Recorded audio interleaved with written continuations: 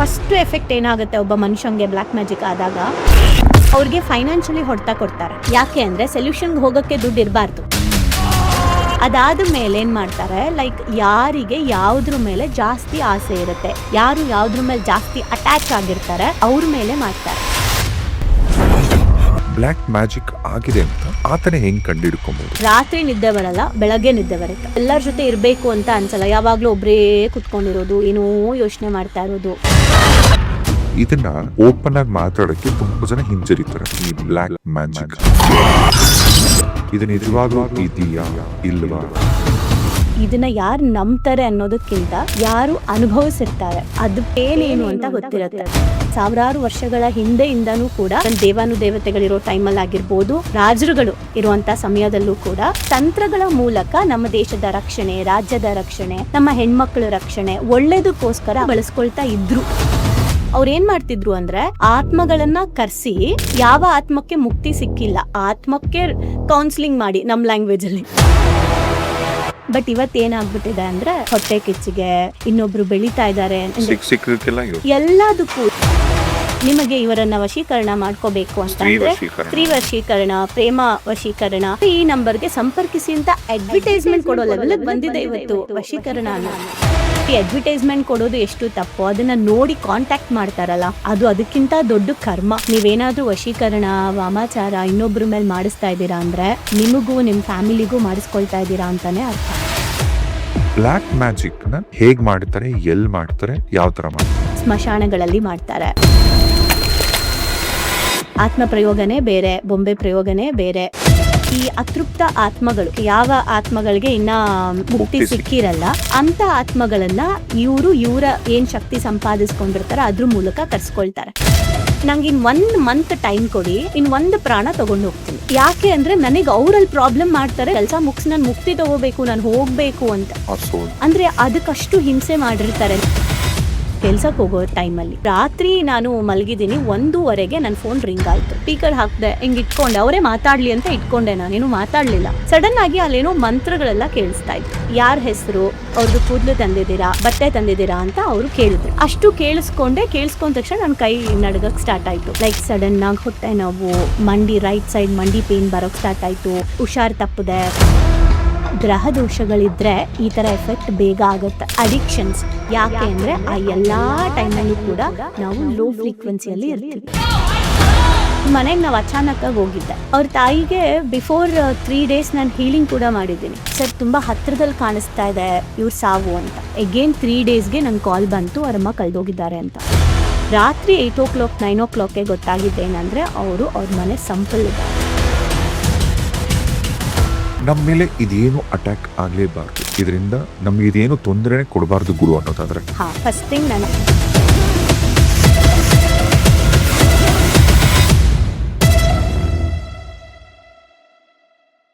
ರಾಜೇಶ್ ಸಿವಿಲ್ಸ್ನ ಈ ಮತ್ತೊಂದು ಪಾಡ್ಕಾಸ್ಟ್ಗೆ ಸ್ವಾಗತ. ಇವತ್ತು ನಾವು ಪಾಡ್ಕಾಸ್ಟ್ ಅಲ್ಲಿ ಮಾತಾಡ್ತಿರ್ತಕ್ಕಂಥ ವಿಚಾರ ಬಹಳ ಸೂಕ್ಷ್ಮವಾದದ್ದು. ಎಷ್ಟೋ ಸಂದರ್ಭಗಳಲ್ಲಿ ಇದೆಲ್ಲ ಮೂಢನಂಬಿಕೆ, ಇದೆಲ್ಲ ಬೂಟಾಟಿಕೆ, ಇದು ಸುಳ್ಳು, ಇದು ನೀವೇನ್ ಮಾತಾಡ್ತೀರಾ ಅದು ಇದು ಅಂತ ಹಲವಾರು ಮಂದಿ ಪ್ರಶ್ನೆ ಮಾಡ್ಬೋದು.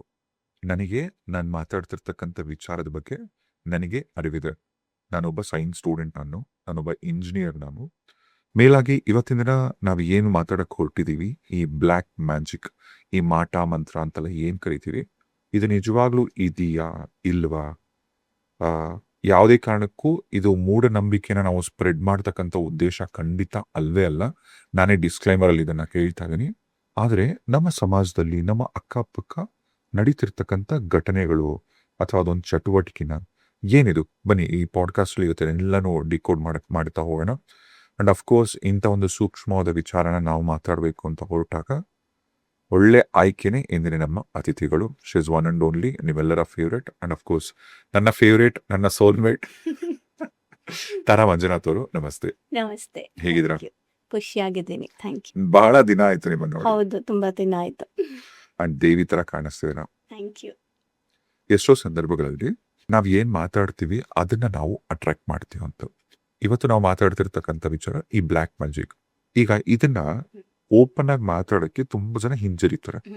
ಏನು ಅಂದ್ರೆ ಇದೇನಾದ್ರು ಮಾತಾಡಿದ್ರೆ ಇದೆಲ್ಲ ಏನೋ ಬೋಗಸ್, ಇದೇನೋ ಸುಳ್ಳು ಹೇಳ್ತಿದ್ದಾರೆ ಅಂತ ಒಂದು. ಇನ್ ಕೆಲವರು ಏನದು ಈಗ ಮನುಷ್ಯ ಮಂಗಳ ಗ್ರಹಕ್ಕೆ ಹೋಗ್ತಾನೆ, ಚಂದ್ರ ಗ್ರಹಕ್ಕೆ ಹೋಗ್ತಾನೆ, ಮಂಗಳ ಗ್ರಹದ ಮೇಲೆ ಅಪಾರ್ಟ್ಮೆಂಟ್ ಕೂಡ ಕಟ್ಟೋಸ್ ದೊಡ್ಡನಾಗಿನಾವೆ. ಇವಾಗ ಇದೆಲ್ಲ ಏನು ಮಾಟ ಮಂತ್ರ ಅಂತಲ್ಲ. ಈಗ ಬೇಸಿಕ್ಸ್ ಒಂದೊಂದೇ ಮಾತಾಡ್ತಾ ಹೋಗೋಣ. ಮಾಟ ಮಂತ್ರ ಇದೆ ಅಂತ ನಂಬೋರು ಅವ್ರಿಗೆ ಬಿಟ್ಟಿದ್ದು, ಇಲ್ಲ ಅಂತ ಯಾರು ಅನ್ಕೊಂಡಿದ್ರೆ ಅದು ಕೂಡ ಅವ್ರಿಗೆ ಬಿಟ್ಟಿದ್ದು. ಈ ಫಸ್ಟ್ ಆಫ್ ಆಲ್ ಈ ಬ್ಲ್ಯಾಕ್ ಮ್ಯಾಜಿಕ್, ಈ ಮಾಟ ಮಂತ್ರ ಅಂದ್ರೆ ಏನ್? ನೀವು ಆಗ್ಲೇ ತುಂಬಾ ಚೆನ್ನಾಗಿ ಹೇಳಿದೀರಾ ಎಲ್ರಿಗೂ ಕೂಡ, ಇದು ಮೂಢನಂಬಿಕೆ ಸ್ಪ್ರೆಡ್ ಮಾಡೋದಲ್ಲ ಅಂತ.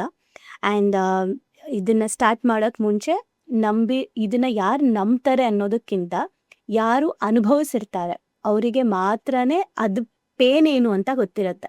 ಫಾರ್ ಎಕ್ಸಾಂಪಲ್, ಇವಾಗ ನಮಗೆ ಕೊರೋನಾ ಬಂದಿತ್ತು ಅಲ್ವಾ, ಲಾಸ್ಟ್ 4-5 years ಬ್ಯಾಕ್. ಈಗ ಯಾರಿಗೆ ಬಂದಿಲ್ಲ ಅವ್ರಿಗೆ ಕೊರೋನಾ ಸುಳ್ಳು ಅಂತಾನಾ? ಈಗ ನನಗೂ ಬಂದಿಲ್ಲ, ನನಗೂ ಕೋವಿಡ್ ಇಲ್ಲ. ಬಟ್ ಕೊರೋನಾ ಇದೆ ಅಂತ ಡೆಫಿನೆಟ್ಲಿ ಇತ್ತು. ಕರೆಕ್ಟ್ ಅಲ್ವಾ? ಇಂಜೆಕ್ಷನ್ ಕೂಡ ತಗೊಂಡಿದ್ವಿ. ಸೊ ಅಂದ್ರೆ ಅದು ನಮಗೆ ಆಗ್ಲೇಬೇಕು ಅಂತ ಇಲ್ಲ, ಅದು ನಿಜ ಅಂತ ಪ್ರೂವ್ ಮಾಡಕ್ಕೆ. ಈಗ ಎಷ್ಟೊಂದ್ ಜನ ಕೊರೋನಾ ಎಲ್ಲ ಸುಳ್ಳು ಹಾಗೆ ಹೀಗೆ ಅಂತ ಹೇಳಿರೋರಿದ್ದಾರೆ, ಅಥವಾ ಏನೋ ಗೊತ್ತಿಲ್ಲ, ಅದೆಲ್ಲ ಗಿಮಿಕ್ಸ್ ಅಂತ ಏನೋ ಹೇಳೋರು ಆ ಟೈಮಲ್ಲೆಲ್ಲಾನು ಬಂದಿತ್ತು.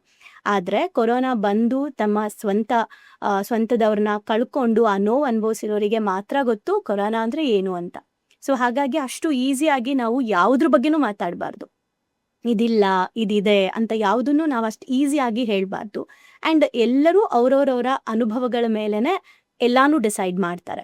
ಇದು ನಂಬಿಕೆ ಅನ್ನೋದಕ್ಕಿಂತ ಎಕ್ಸ್ಪೀರಿಯನ್ಸ್ ಅಂತ ನಾವು ತಗೋಬಹುದು. ಯಾಕಂದ್ರೆ ನಂಬಿಕೆ ಅನ್ನೋದು ಕೆಲವ್ರು ಹೇಗೆ ಅಂದ್ರೆ ಇನ್ನೊಬ್ರಿಗಾಗೋ ಎಕ್ಸ್ಪೀರಿಯನ್ಸ್ನ ನೋಡಿ ಕೂಡ ಅರ್ಥ ಮಾಡ್ಕೊಳ್ಳೋರಿದ್ದಾರೆ. ಕೆಲವ್ರಿಗೆ ಅವ್ರಿಗೆ ಆದ್ಮೇಲೆ ಅರ್ಥ ಮಾಡ್ಕೊಳ್ತಾರೆ.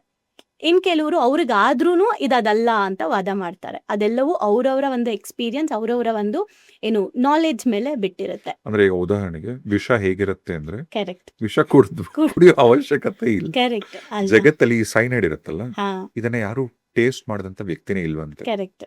ಹಾ, ಅರ್ಥ ಏನಕ್ಕೆ? ಹೌದು. ಅಂದ್ರೆ ಅದಿಲ್ಲ ಅಂತ ಹೇಳೋಂಗಿಲ್ಲ ನಾವು. ಹಂಗಿದ್ಯಾ ಅಂದ್ರೆ ನೀನ್ ತಗೊಂಡ್ ನೋಡು ಅನ್ಬೇಕು ಅಲ್ವಾ? ಹಂಗೆ ಈ ಎನರ್ಜಿಗಳ ಬಗ್ಗೆನೂ ಅಷ್ಟೇ. ಇದು ಕಂಪ್ಲೀಟ್ಲಿ ಸೂಕ್ಷ್ಮ ಆಗಿರೋ ವಿಚಾರ ಆಗಿರೋದ್ರಿಂದ ಯಾರಿದ್ರಲ್ಲಿ ಅನುಭವಿಸಿರ್ತಾರೆ ಅವರಿಗೆ ಈ ಒಂದು ಪಾಡ್ಕಾಸ್ಟ್ ಇಂದ ಅಟ್ಲೀಸ್ಟ್ ಇವಾಗ ಪ್ರೆಸೆಂಟ್ ಯಾರಾದ್ರೂ ಆ ನೋವಲ್ಲಿದ್ರೆ ಅದರಿಂದ ಹೊರಗೆ ಬರಕ್ಕೆ ಈ ಪಾಡ್ಕಾಸ್ಟ್ ಅವ್ರಿಗೆ ಹೆಲ್ಪ್ ಆಗುತ್ತೆ. ಆ್ಯಂಡ್ ಇನ್ನೊಂದು, ಯಾರು ಮಾಡ್ತಾ ಇದ್ದಾರೆ ಅವರು ಕೂಡ ಇನ್ ಮುಂದೆ ಮಾಡ್ಬೇಕಾ ಬೇಡವಾ ಅಂತ ಒಂದು ಅವೇರ್ನೆಸ್ ಅವರು ಕೂಡ ತಗೊಳಕ್ಕೆ ಮೇ ಬಿ ಈ ಒಂದು ಪಾಡ್ಕಾಸ್ಟ್ ಹೆಲ್ಪ್ ಆಗುತ್ತೆ. ಅದಕ್ಕೆ ಮತ್ತೊಮ್ಮೆ ನಾನು ನಿಮಗೆ ಥ್ಯಾಂಕ್ಸ್ ಹೇಳ್ತೀನಿ, ಇದನ್ನ ಮತ್ತೆ ತುಂಬಾ ಜನಕ್ಕೆ ತಲುಪಿಸೋಕೆ ಇವತ್ತು ಕರ್ಸಿರೋದಕ್ಕೆ. And first of all thank you so much. ಇಂಥ ಒಂದು ಸೂಕ್ಷ್ಮ ವಿಚಾರನ ಡಿಸ್ಕಸ್ ಮಾಡೋಣ ಅಂದ ತಕ್ಷಣ ಡೆಫಿನೆಟ್ಲಿ ಇದನ್ನ ತಿಳಿಸ್ಬೇಕು ಜನಕ್ಕೆ ಅಂತ ಒಪ್ಕೊಂಡು ಬಂದಿದ್ದಕ್ಕೆ thank you. Thank you. So ನೀವು ಆಗ್ಲೇ ಕೇಳಿದ್ರಿ ಬ್ಲ್ಯಾಕ್ ಮ್ಯಾಜಿಕ್ ಅಂದ್ರೆ ಏನು ಅಂತ. ಬ್ಲ್ಯಾಕ್ ಮ್ಯಾಜಿಕ್ ಅಂತ ಇವಾಗ ನಾವು ಹೆಸರಿಡ್ದು ಕರಿತಾ ಇದೀವಿ. ಸೊ ಅವಾಗೆಲ್ಲ ನಮಗೆ ಗೊತ್ತಿದೆ, ಏನು ವಾಮಾಚಾರ ಆಗಿರ್ಬೋದು, ಅದಕ್ಕೂ ನಾವು ಅದಕ್ಕೂ ಒಂದು ಪ್ರೊಫೆಷನಲ್ ಲ್ಯಾಂಗ್ವೇಜ್ ಅಂತ ಯೂಸ್ ಮಾಡಬೇಕು ಅಂದ್ರೆ ಕೃತ್ರಿಮ ಬಾಧೆ ಅಂತ ಕರೀತಾರೆ. ಕೃತ್ರಿಮ ಬಾಧೆ ಅಂತ. ಹಾ, ಅಂದ್ರೆ ನೀವು ಶಿವಪುರಾಣಕ್ಕೆ ಹೋದ್ರೂ ಸಹ ಸಾವಿರಾರು ವರ್ಷಗಳ ಹಿಂದೆಯಿಂದನೂ ಕೂಡ ಈ ಪ್ರಯೋಗಗಳು ಇದೆ ಅನ್ನೋದು ಈವನ್ ಪುರಾಣಗಳಲ್ಲೂ ಕೂಡ ಉಲ್ಲೇಖ ಇದೆ. ಸೊ ಬ್ಲ್ಯಾಕ್ ಮ್ಯಾಜಿಕ್ ಅಂದ್ರೆ ನಮ್ಮ ಹೆಸರೇ ಹೇಳೋ ಹಾಗೆ ಇದು ಕತ್ತಲೆಯಲ್ಲಿ ನಡೆಯುವಂತಹ ಒಂದು ಪ್ರಯೋಗಗಳು, ಎಕ್ಸ್ಪೆರಿಮೆಂಟ್ಸ್. ಓಕೆ, ಸೊ ಕತ್ಲೆಯಲ್ಲಿ ಯಾಕೆ ನಡೆಯುತ್ತೆ ಅಂದ್ರೆ ಒಳ್ಳೇದಾದ್ರೆ ನಾವು ಎಲ್ಲರ ಮುಂದೆ ಮಾಡ್ಬೋದು. ಸೊ ಕೆಟ್ಟದಾದ್ರೆ ಏನ್ ಮಾಡ್ತೀವಿ? ಕತ್ಲಲ್ಲೇ ಮಾಡೋದು, ಯಾರಿಗೂ ಗೊತ್ತಾಗ್ಬಾರ್ದು. ಅದಕ್ಕೆ ಬ್ಲ್ಯಾಕ್ ಮ್ಯಾಜಿಕ್, ಕತ್ಲೆಯಲ್ಲಿ ನಡೆಯುವಂಥದ್ದು, ಯಾರಿಗೂ ಕಾಣಿಸ್ಬಾರ್ದು ಅನ್ನೋದಕ್ಕೆ ಬ್ಲ್ಯಾಕ್ ಮ್ಯಾಜಿಕ್ ಅಂತ ಹೆಸರು ಬಂದಿರೋದು ಇತ್ತೀಚೆಗೆ. ಸೊ ಇದು ಏನು ಅಂತ ಬಂದಾಗ, ನಾರ್ಮಲಿ ಇವಾಗ ನಮ್ಗೆ ಏನಾದ್ರೂ ಒಂದು ಔಷಧಿನ ಕಂಡುಹಿಡಿಬೇಕಾದ್ರೆ ಪ್ರಯೋಗಗಳು ಮಾಡ್ತಾರೆ ಅಲ್ವಾ? ಅಂದ್ರೆ ಪ್ರಾಣಿ ಮೇಲೆ, ಅನಿಮಲ್ ಮೇಲೂ ಮಾಡ್ತಾರೆ, ಎಲ್ಲಾದ್ರ ಮೇಲೂ ಒಂದು ಪ್ರಯೋಗಗಳನ್ನ ಮಾಡ್ತಾರೆ. ಇದು ಕರೆಕ್ಟಾ, ಇದು ವರ್ಕ್ ಆಗುತ್ತಾ ಅಂತ. ಸೊ ಹಂಗೇನೆ ಬ್ಲ್ಯಾಕ್ ಮ್ಯಾಜಿಕ್ ಅನ್ನೋದೇನಂದ್ರೆ ಅವಾಗಿನ ಕಾಲದಲ್ಲಿ, ಅಂದ್ರೆ ತುಂಬಾ ಹಳೆಯ ಕಾಲದಲ್ಲಿ, ಇವನ್ ದೇವಾನುದೇವತೆಗಳಿರೋ ಟೈಮಲ್ಲಿ ಆಗಿರ್ಬೋದು ಆ್ಯಂಡ್ ರಾಜರುಗಳು ಇರುವಂತ ಸಮಯದಲ್ಲೂ ಕೂಡ ಬ್ಲ್ಯಾಕ್ ಮ್ಯಾಜಿಕ್ ಅನ್ನೋದನ್ನ ಒಳ್ಳೇದಕ್ಕೆ ಬಳಸ್ಕೊಳ್ತಾ ಇದ್ರು. ಬ್ಲ್ಯಾಕ್ ಮ್ಯಾಜಿಕ್ ಅನ್ನೋದು ಆಕ್ಚುಲಿ ಒಳ್ಳೇದಕ್ಕೆ ಬಳಸ್ಕೊಳ್ಳೋದಕ್ಕೋಸ್ಕರ ರೂಢಿಗೆ ಬಂದಿರೋದು. ಒಳ್ಳೇದು. ಹಾ, ಹೆಂಗೆ ಒಳ್ಳೇದು ಅಂದ್ರೆ, ಅವಾಗಿನ ಕಾಲದಲ್ಲಿ ದೇಶದ್ರೋಹಿಗಳಾಗಿರ್ಬೋದು, ಹೆಣ್ಮಕ್ಳ ಮೇಲೆ ಅತ್ಯಾಚಾರ ನಡೆಸ್ತಾ ಇದ್ದಿದ್ದಾಗಿರ್ಬೋದು, ಆಮೇಲೆ ಮನೇಲಿ ಇತ್ಕೊಂಡು ಮನೇಲಿರೋರ್ಗೆ ಮೋಸ ಮಾಡ್ತಾ ಇರೋದಾಗಿರ್ಬೋದು, ಈ ತರ ಸಾಕಷ್ಟು ಕೆಟ್ಟೋರು ಏನಿದ್ದಾರೆ ಆ ಒಂದು ಕೆಟ್ಟತನನ ಕಡಿಮೆ ಮಾಡಬೇಕು ಅಂತ ಯಾರು ಶಕ್ತಿಯನ್ನ ಸಿದ್ಧಿ ಮಾಡ್ಕೊಂಡಿದ್ರು ಅವ್ರುಗಳು ಮಾಡ್ತಾ ಇದ್ದಂತಹ ಒಂದು ಪ್ರಯೋಗ ಇದು. ಅಂದ್ರೆ ರಕ್ಷಣೆಗೋಸ್ಕರ, ನಮ್ಮ ಒಂದು ರಾಜ್ಯದ ರಕ್ಷಣೆಗೋಸ್ಕರ, ನಮ್ಮ ಒಂದು ದೇಶದ ರಕ್ಷಣೆಗೋಸ್ಕರ ಬಳಸ್ತಾ ಇದ್ದಂತ ಒಂದು ತಾಂತ್ರಿಕ್ ವಿದ್ಯೆ ಬ್ಲಾಕ್ ಮ್ಯಾಜಿಕ್. ಅಂದ್ರೆ ಈಗ ಹಳೆ ಕಾಲದಲ್ಲೆಲ್ಲ ಈಗ ಒಂದು ರಾಜ ಕೋಟೆ ಕಟ್ಟಿದ್ರೆ ಹಾ ಆ ಕೋಟೆ ಸುತ್ತು ಒಂದು ಕಂದಕ Exactly. ಅಂತ ಮಾಡ್ತಿದ್ದ. ಹೌದು. ಈಗ ಆ ಕಂದಕಗಳಲ್ಲಿ ಮೊಸಳೆಗಳನ್ನ ಬಿಡ್ತಿದ್ರಂತೆ, ಹಾ ಯಾರು ಅದನ್ನ ದಾಟ್ಕೊಂಡು ಕೂಡ ದಾಟ್ಬಾರ್ದು. ಕೋಟೆ ಒಳಗ್ ಬರಬಾರ್ದು ಹಾ ಅಂತ. ಈಗ ಅದೇ ತರ ಸ್ಪಿರಿಚುವಲಿ ತಂತ್ರದ ಮುಖಾಂತರ ಮಾಡ್ತಾ ಇದ್ದಾರೆ. ರಕ್ಷಣೆಯನ್ನ ರಕ್ಷಣೆ. ಮಾಡ್ಕೊಳಕ್ಕೆ ಈಗ ಯಂತ್ರ, ತಂತ್ರ, ಮಂತ್ರ ಈ ಮೂರರಿಂದ ಕೂಡ ನಾವು ಸಾಕಷ್ಟು ಸೊಲ್ಯೂಷನ್ಸ್ ನ ಪಡ್ಕೋಬಹುದು ನಮ್ಮ ಲೈಫಲ್ಲಿ. ಸೊ ಈ ಮೂರು ಕೆಟ್ಟದ್ದಲ್ಲ. ಯಂತ್ರದ ಬಗ್ಗೆ ನಮಗೆ ಗೊತ್ತಿದೆ. ಈಗ ಏನಾದ್ರೂ ಹುಷಾರ್ ತಪ್ಪಿದ್ರೆ ಮಕ್ಳಿಗೆ ಏನ್ ಹಾಕಿಸ್ತಾರೆ? ತಾಯ್ತಾ ತಾಯ್ತಾ ಯಂತ್ರನೇ ಹಾಕಿಸ್ತಾರಲ್ಲ, ಯಂತ್ರ ಬರೆದು ಹಾಕಿಸ್ತಾರೆ ಅಲ್ವಾ. ಇನ್ನ ಮಂತ್ರಗಳ ಮೂಲಕ ನಮ್ಮ ವೈಬ್ರೇಷನ್ಸ್ ನ ಹೈ ಮಾಡ್ಕೊಬೇಕು ಅಂತ ಮಂತ್ರಗಳನ್ನ ಇನ್ಫ್ಯಾಕ್ಟ್ ಈಗ ಪಠಿಸ್ತಾರೆ. ಈಗ ಮಂತ್ರಗಳು ಹೇಳಿದ್ರೆ ಮಳೆನೆ ಬರುತ್ತೆ ಅಂತ. ಅವಾಗೆಲ್ಲ ಅದೇ ತಾನೇ ಮಾಡ್ತಿದ್ದು. ಇವಾಗ ನಮ್ಗೆ ಏನೋ ಒಂದು ಕೆಮಿಕಲ್ ರಿಲೀಸ್ ಮಾಡಿ ಮಳೆ ಬರೆಸ್ತೀವಿ, ಮೋಡ ಕರೆಸ್ತೀವಿ ಅಂತ ಇವಾಗ ಬಂದಿದೆ. ಅವಾಗ ಮಂತ್ರದಿಂದ ಬರೆಸ್ತಾ ಇದ್ರು ತಾನೆ. ವರ್ಣ ಜಪ. ಹಾ ಮತ್ತೆ ಇವೆಲ್ಲ ಮಂತ್ರಗಳೇನಿದೆ ಅವೆಲ್ಲ ಅಷ್ಟು ಪವರ್ಫುಲ್ ಆಗಿದ್ದಿದ್ದು. ಅದೇ ತರ ತಾಂತ್ರಿಕ್ ಅಂದ್ರೆ ತಂತ್ರದ ಮೂಲಕ ಕೂಡ ಕೆಲವೊಂದು ತಾಂತ್ರಿಕ್ ವಿದ್ಯೆನ ಕಲ್ತಿರುವಂತ ಕೆಲವು ಏನ್ ಹೇಳ್ತಾರೆ, ಅದು ಕೂಡ ಒಂದು ಆಧ್ಯಾತ್ಮದ ಪ್ರಕ್ರಿಯೆನೆ. ಬ್ಲಾಕ್ ಮ್ಯಾಜಿಕ್ ಅಂದ್ರೆ ಆಧ್ಯಾತ್ಮದಿಂದ ಹೊರಗಡೆ ಇಲ್ಲ, ಅದು ಆಧ್ಯಾತ್ಮನೇ. ಅಂದ್ರೆ ತಂತ್ರಗಳ ಮೂಲಕ ನಮ್ಮ ದೇಶದ ರಕ್ಷಣೆ, ರಾಜ್ಯದ ರಕ್ಷಣೆ, ನಮ್ಮ ಹೆಣ್ಮಕ್ಳ ರಕ್ಷಣೆ, ಒಳ್ಳೇದಕ್ಕೋಸ್ಕರ ಅವಾಗಿನ ಕಾಲದ ರಾಜರು ಈವನ್ ನಾನು ಒಂದು ಶಿವಪುರಾಣದಲ್ಲಿ ಒಂದು ಕತೆ ಕೇಳಿದ್ದೆ. ಅದು ಪೂರ್ತಿ ನಂಗೆ ಗೊತ್ತಿಲ್ಲ, ಬಟ್ ಇದನ್ನ ಖಂಡಿತ ಯಾರಾದ್ರೂ ರಿಸರ್ಚ್ ಮಾಡ್ಬೋದು, ಅಂದ್ರೆ ಹುಡುಕ್ಬೋದು ಅದನ್ನ. ಅದೇನಂದ್ರೆ ಯಾವಾಗ ಶಿವಗಣ ಸೋಲ್ತಾ ಇದೆ ಅಂದಾಗ ಶಿವನೇ ಕೃತ್ರಿಮ ಅನ್ನೋ ಒಂದು ಶಕ್ತಿಯನ್ನ ಅಂದ್ರೆ ಅವನ ಅಂಶದಿಂದನೇ ಸೃಷ್ಟಿ ಮಾಡಿ ಪ್ರಯೋಗ ಮಾಡಕ್ಕೋಸ್ಕರನೇ ಬಿಟ್ಟಿದ್ದು. ಅಂದ್ರೆ ರಾಕ್ಷಸ ಗಣದಿಂದ ಶಿವಗಣದಿಂದ ಫೈಟ್ ಮಾಡಕ್ ಆಗ್ತಿಲ್ಲ ಅಂತ ಗೊತ್ತಾದಾಗ ಶಿವನೇ ರಾಕ್ಷಸ ಗಣನ ಸೃಷ್ಟಿ ಮಾಡಿ ಫೈಟ್ ಮಾಡಕ್ಕೆ ಬಿಟ್ಟಿದ್ದು. ಅದು ಶಿವಪುರಾಣದಲ್ಲಿ ಬರುತ್ತೆ. ಅಂದ್ರೆ ಇದು ತಂತ್ರದ ಮೂಲಕ ಕೂಡ ಇನ್ನೊಂದು ಕೆಟ್ಟದಾಗಬಾರ್ದು ಅನ್ನೋದಕ್ಕೋಸ್ಕರ ಬಳಸ್ತಾ ಇದ್ದಂತ ಒಂದು ಎಕ್ಸ್ಪೆರಿಮೆಂಟ್ಸ್ ಇವೆಲ್ಲ. ಬಟ್ ಇವತ್ತೇನಾಗ್ಬಿಟ್ಟಿದೆ ಅಂದ್ರೆ ಹೊಟ್ಟೆ ಕಿಚ್ಚಿಗೆ ಇನ್ನೊಬ್ರು ಬೆಳಿತಾ ಇದ್ದಾರೆ ಸಿಕ್ಕೆಲ್ಲ ಯೂಸ್ ಎಲ್ಲದಕ್ಕೂ ಇವತ್ತು ಅದು ಕಾಮನ್ ಅನ್ನೋ ತರ ಆಗಿದೆ. ಸೊ ಇನ್ನೂ ಒಂದೇನಂದ್ರೆ ಅವಾಗೆಲ್ಲ ಗೋಕರ್ಣದಲ್ಲಿ, ನಿಮ್ಗೆ ಗೋಕರ್ಣದ ಬಗ್ಗೆ ಗೊತ್ತಿರುತ್ತೆ. ಗೋಕರ್ಣದಲ್ಲಿ ಬಹಳ ವರ್ಷಗಳ ಹಿಂದೆ ಅಲ್ಲಿ ತುಂಬಾ ಸಿದ್ಧಿ ಪುರುಷರಿದ್ರು, ಈಗ್ಲೂ ಇದ್ದಾರೆ. ಬಟ್ ಅವಾಗಿದ್ದವರು ಅಷ್ಟು ಪವರ್ಫುಲ್ ಇದ್ರು. ಅವ್ರು ಏನ್ ಮಾಡ್ತಿದ್ರು ಅಂದ್ರೆ ಆತ್ಮಗಳನ್ನ ಕರ್ಸಿ, ಯಾವ ಆತ್ಮಕ್ಕೆ ಮುಕ್ತಿ ಸಿಕ್ಕಿಲ್ಲ ಆ ಆತ್ಮಗಳನ್ನ ಕರ್ಸಿ, ಯಾಕೆ ಮುಕ್ತಿ ಸಿಕ್ಕಿಲ್ಲ, ನೀ ಏನ್ ತಪ್ಪು ಮಾಡಿದೆ ಅಂತ ಆತ್ಮಕ್ಕೆ ಕೌನ್ಸಿಲಿಂಗ್ ಮಾಡಿ, ನಮ್ ಲ್ಯಾಂಗ್ವೇಜ್ ಅಲ್ಲಿ. ಓಕೆ, ಆತ್ಮಗಳ ಜೊತೆ ಮಾತಾಡೋರು. ಆತ್ಮಗಳ ಏನಕ್ಕೆ ಮುಕ್ತಿ ಸಿಕ್ತಿಲ್ಲ ಅಂತ ಹೇಳಿ ಅದ್ರ ಜೊತೆ ಕಮ್ಯುನಿಕೇಶನ್ ಮಾಡಿ ರಿಯಲೈಸೇಷನ್ ಮಾಡಿಸಿ ಮುಕ್ತಿಯನ್ನ ಕೊಡಿಸ್ತಾ ಇದ್ರು ಗೋಕರ್ಣದಲ್ಲಿ. ಈಗ ಅದೇ ಅನ್ಸತ್ತಲ್ಲ, ಈಗ ಪಿಂಡ ಪ್ರದಾನ ಶಾಸ್ತ್ರ. ಹೌದು. ಯಾಕೆ ಎಲ್ರು ಜಾಸ್ತಿ ಗೋಕರ್ಣ ಸಜೆಸ್ಟ್ ಮಾಡ್ತಾರೆ ಅಂದ್ರೆ ಅಲ್ಲಿ ತುಂಬಾ ಆತ್ಮಗಳಿಗೆ ಮುಕ್ತಿ ಸಿಕ್ಕಿದೆ. ಅಂದ್ರೆ ಅವರು ದುಡ್ಡು ಗಿಡ್ಡು ತಗೊಳ್ತಾ ಇರ್ಲಿಲ್ಲ. ಅವ್ರಿಗೆ ಏನಂದ್ರೆ ಅವ್ರು ಹುಟ್ಟಿರೋದೇ ಅದಕ್ಕೆ, ಸಿದ್ಧಿ ಪುರುಷರು ಅಂದ್ರೆ ಎಲ್ಲಾ ಆತ್ಮಗಳಿಗೂ ಮುಕ್ತಿ ಕೊಡಿಸ್ಬೇಕು, ಇದಕ್ಕೋಸ್ಕರ ಅಲ್ಲಿ ಮಾಡ್ತಾ ಇದ್ದಿದ್ದು. ಅಂದ್ರೆ ಯೋಚನೆ ಮಾಡಿ, ಈ ಒಂದು ವಿದ್ಯೆನ ಎಷ್ಟು ಒಳ್ಳೇದಕ್ಕೆ ಬಳಸ್ಕೊಳ್ತಾ ಇದ್ರು ಅವಾಗಿನ ಕಾಲದಲ್ಲಿ. ಬಟ್ ಇವತ್ತದೇನಾಗ್ಬಿಟ್ಟಿದೆ ಅಂದ್ರೆ, ಇವತ್ತು ಹೇಗೆ ನನ್ಗೆ ಒಂದೊಂದ್ಸಲ ಅದೆಷ್ಟು ರಾಂಗ್ ಅನ್ಸುತ್ತೆ ಒಂದ್ ವಿಚಾರ. ಈ ವಶೀಕರಣ, ನಿಮಗೆ ಇವರನ್ನ ವಶೀಕರಣ ಮಾಡ್ಕೋಬೇಕು ಅಂತ ಅಂದ್ರೆ, ಸ್ತ್ರೀ ವಶೀಕರಣ, ಪ್ರೇಮ ವಶೀಕರಣ ಮಾಡ್ಕೋಬೇಕು ಅಂದ್ರೆ ಈ ನಂಬರ್ಗೆ ಸಂಪರ್ಕಿಸಿ ಅಂತ ಅಡ್ವರ್ಟೈಸ್ಮೆಂಟ್ ಕೊಡೋ ಲೆವೆಲ್ ಬಂದಿದೆ ಇವತ್ತು ವಶೀಕರಣ ಅನ್ನೋದು. ಇನ್ಸ್ಟಾಗ್ರಾಮ್ ಅಲ್ಲಿ ಕಾಂಟ್ಯಾಕ್ಟ್ ಮಾಡ್ತಾರೆ. ಹೌದು. ಅಂದ್ರೆ ನೋಡಿ, ಇವಾಗ ಇದು ಆಕ್ಚುಲಿ ಬ್ಯಾನ್ ಮಾಡ್ಬೇಕಲ್ವಾ ಈ ತರದ್ದೆಲ್ಲ. ಸೊ ನಾನೇನ್ ಹೇಳ್ತಾ ಇರೋದು, ಒಬ್ರು ನಮ್ಮನ್ನ ಪ್ರೀತಿಸ್ತಾ ಇಲ್ಲ, ಆದ್ರೆ ಅವರು ಪ್ರೀತಿಸೋ ಹಾಗೆ ಮಾಡೋದಕ್ಕೆ ಒಂದು ವಶೀಕರಣ ಪ್ರಯೋಗ ಮಾಡೋದು. ಇವೆಲ್ಲ ಏನಾಗ್ತಿದೆ ಅಂತ ಅಂದ್ರೆ ಫೈನಲಿ ಅದೆಲ್ಲ ಎಫೆಕ್ಟ್ ಹೊಡೆಯುತ್ತೆ, ಎಲ್ಲೂ ಒಳ್ಳೇದಂತೂ ಆಗಲ್ಲ. ಬಟ್ ಸ್ಟಿಲ್ ಈ ಎಲ್ಲಾ ಪ್ರಯೋಗಗಳಿಂದ ನಮ್ಮ ಸ್ವಾರ್ಥಕ್ಕೋಸ್ಕರ ಮನುಷ್ಯ ಇವತ್ತು ತನ್ನ ಸ್ವಾರ್ಥಕ್ಕೋಸ್ಕರ ಆ ವಿದ್ಯೆಗಳನ್ನ ದುರ್ಬಳಕೆ ಮಾಡ್ಕೊಳ್ತಾ ಇದ್ದಾರೆ. ಈಗ ನೀವು ತಂತ್ರ ಅಂತ ಹೇಳ್ತಾ ಶಿವಪುರಾಣದ ಏನು ನೀವು ಕತೆ ಹೇಳಿರಲಿಲ್ಲ, ಅದೇ ಶಿವಪುರಾಣದಲ್ಲಿ ಒಂದು ಉಲ್ಲೇಖ ಇದೆ. ನಿಮಗೆ ದಕ್ಷ ಯಜ್ಞದ ಕತೆ ಗೊತ್ತಿರುತ್ತಲ್ಲ ನಿಮಗೆ. ದಕ್ಷಿಣಿ ಯಾವಾಗ ದಕ್ಷ ಯಜ್ಞ ಮಾಡ್ತಾನೆ, ಶಿವನಿಗೆ ಆಹ್ವಾನ ಕೊಡಲ್ಲ. ಆಗ ಸತಿ, ಶಿವನ ಹೆಂಡತಿ ಏನಿದ್ಲು ಸತಿ, ದಾಕ್ಷಾಯಿಣಿ, ದಕ್ಷನ ಮಗಳು ದಾಕ್ಷಾಯಿಣಿ ಹೋಗ್ಬೇಕು ಅಂತ ರೆಡಿ ಆಗ್ತಾಳೆ. ಆದ್ರೆ ಶಿವ ಬೇಡ ಅಂತ ಶಿವನ ಮನಸ್ಸು ಒಲಿಸಕ್ಕೆ ಅದೇ ಸತಿ ಏನಿದ್ಲಲ್ಲ, ಆ ಸತಿ ದೇವಿ ಎಲ್ಲಾ ಕಡೆಯಿಂದ ಶಿವನ ಅಟ್ಯಾಕ್ ಮಾಡ್ತಾಳಂತೆ, ಒಂದೊಂದು ವಿದ್ಯೆ ತಂತ್ರನ ಬಳಸಿ. ಅದೇನೆ ದಶಮಹಾವಿದ್ಯೆ. ಈಗ ನಾವು ಏನು ಕಾಮಾಖ್ಯಕ್ಕೆ ಹೋದಾಗ ಈಗ ಒಂದೊಂದು ದೇವಿಗಳ ನಾವು ಏನ್ ಪೂಜೆ ಮಾಡ್ತೀವಲ್ಲ, ಈಗಲ್ಲಿ ಒಂದೊಂದು ದಶಮಹಾವಿದ್ಯೆ, ಇದು ಸಾಕ್ಷಾತ್ ಪಾರ್ವತಿ ದೇವಿ ಶಿವನ ಮೇಲೆ ಬಳಸ್ತಂತದ್ದು. ನೋಡಿ ನೀವು ಈಗ ಯಾರು ವಾಮಾಚಾರ ಕೃತ್ರಿಮ ಇದೆಲ್ಲ ಮಾಡ್ಬೇಕು ಅನ್ಕೊಳ್ತಾರೆ ಅವರು ಯಾವ ದೇವ್ರನ್ನ ಇಟ್ಕೊಳ್ತಾರೆ, ಹೆಣ್ ದೇವ್ರ ಗಂಡ್ ದೇವ್ರ? ಹೆಣ್ಣು ಕಾಳಿ ಸೊ ಪಾರ್ವತಿಯಿಂದನೇ ಅಲ್ವಾ ಅದು ನೋಡಿ. ಆಫ್ ಕೋರ್ಸ್ ಬಂದಿದ್ದು. ಪಾರ್ವತಿ ಅದು ಕೆಟ್ಟದ್ದಲ್ಲ, ಅದು ಪ್ರೀತಿ ಅಂಡ್ ಅದಕ್ಕೋಸ್ಕರ ಬಂದಿರೋದು. ಇವತ್ತು ಅಂದ್ರೆ ಬೇಗ ಒಲಿಸ್ಕೋಬಹುದು ಹೆಣ್ಣನ್ನ ಅಂತ, ಎಮೋಷನಲಿ ಬೇಗ ನಾವು ಕಟ್ಟಾಕ್ಬೋದು ಹೆಣ್ಮಕ್ಳನ್ನ.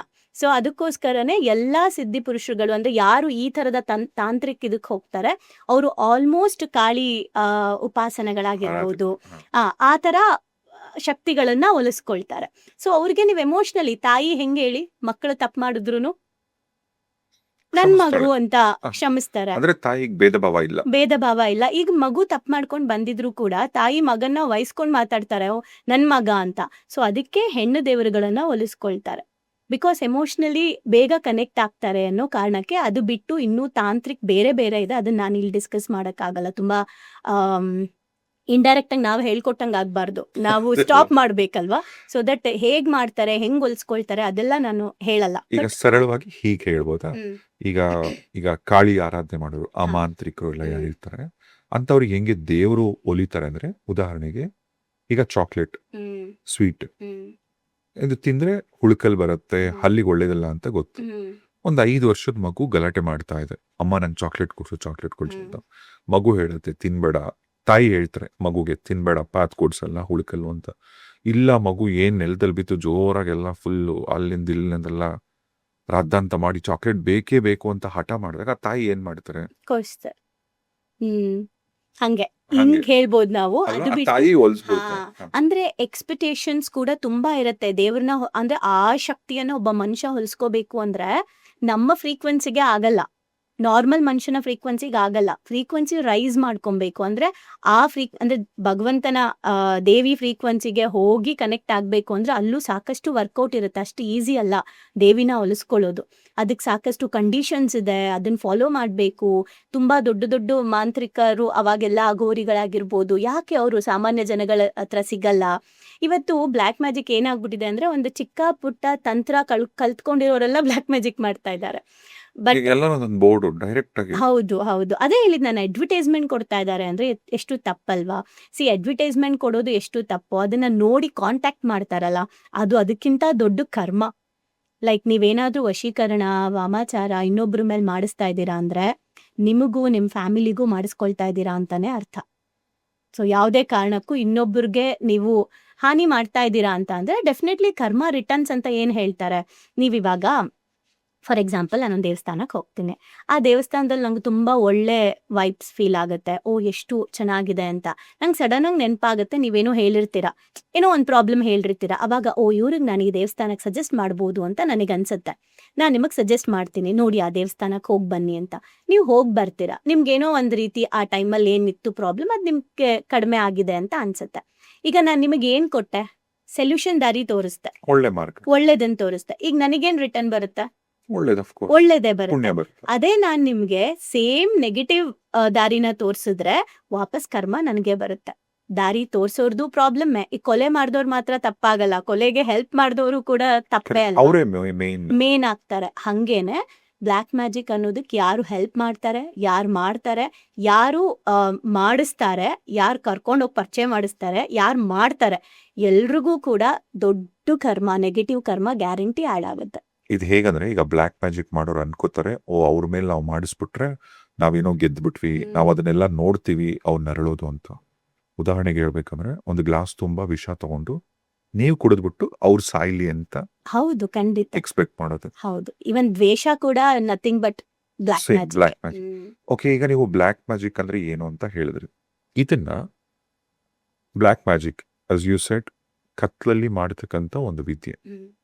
ಬ್ಲ್ಯಾಕ್ ಮ್ಯಾಜಿಕ್ ನ ಹೇಗ್ ಮಾಡ್ತಾರೆ, ಎಲ್ ಮಾಡ್ತಾರೆ, ಯಾವ ತರ ಮಾಡ್ತಾರೆ? ಓಕೆ, ಅದನ್ನ ನಾನು ಶಾರ್ಟ್ ಆಗಿ ಹೇಳ್ತೀನಿ. ಯಾಕೆಂದ್ರೆ ನಾನು ಆಗ್ಲೇ ಹೇಳ್ದಂಗೆ ಎಲ್ ಮಾಡ್ತಾರೆ, ಯಾಕೆ ಮಾಡ್ತಾರೆ ಅದು ಹೇಳೋದ್ ಬೇಡ, ಬಟ್ ಅದರಿಂದ ಹೆಂಗ್ ತಪ್ಸ್ಕೋಬಹುದು ಅಂತ ಚೆನ್ನಾಗಿ ಮಾತಾಡೋಣ ನಾವಿವತ್ತು.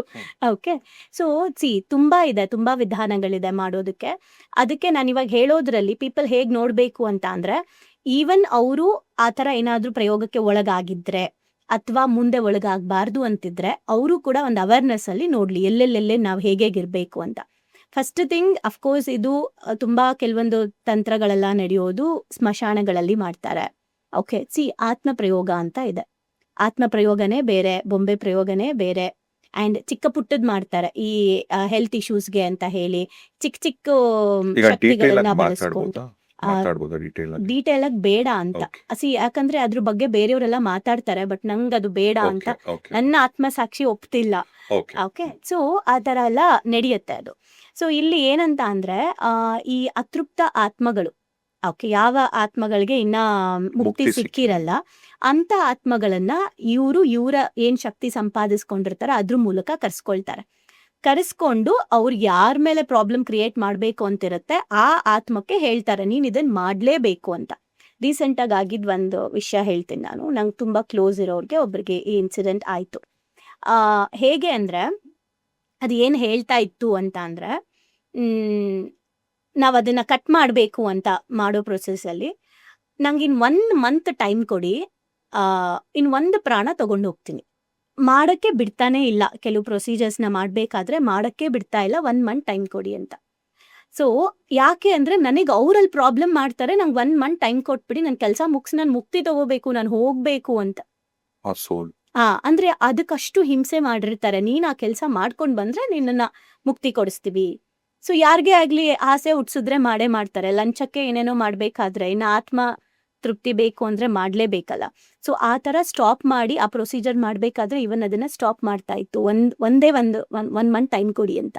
ಅಂದ್ರೆ ಈಗ ನೀವ್ ಹೇಳಿದಂಗೆ ಇದು ನಡೆಯೋದು ಸ್ಮಶಾನದಲ್ಲೂ ನಡೆಯುತ್ತೆ. ಕೆಲವೊಂದು ಕತ್ಲೆ ಟೈಮ್ಗಳಲ್ಲಿ ಯಾರು ಓಡಾಡದೇ ಇರೋ ಜಾಗಗಳಲ್ಲಿ ನಡೆಯುತ್ತೆ. ಅಂದ್ರೆ ಇತ್ತೀಚೆಗೆ ಸ್ವಲ್ಪ ಇದ್ರ ಪ್ರಭಾವ ಕಡಿಮೆ ಆಗಿರ್ಬೋದು.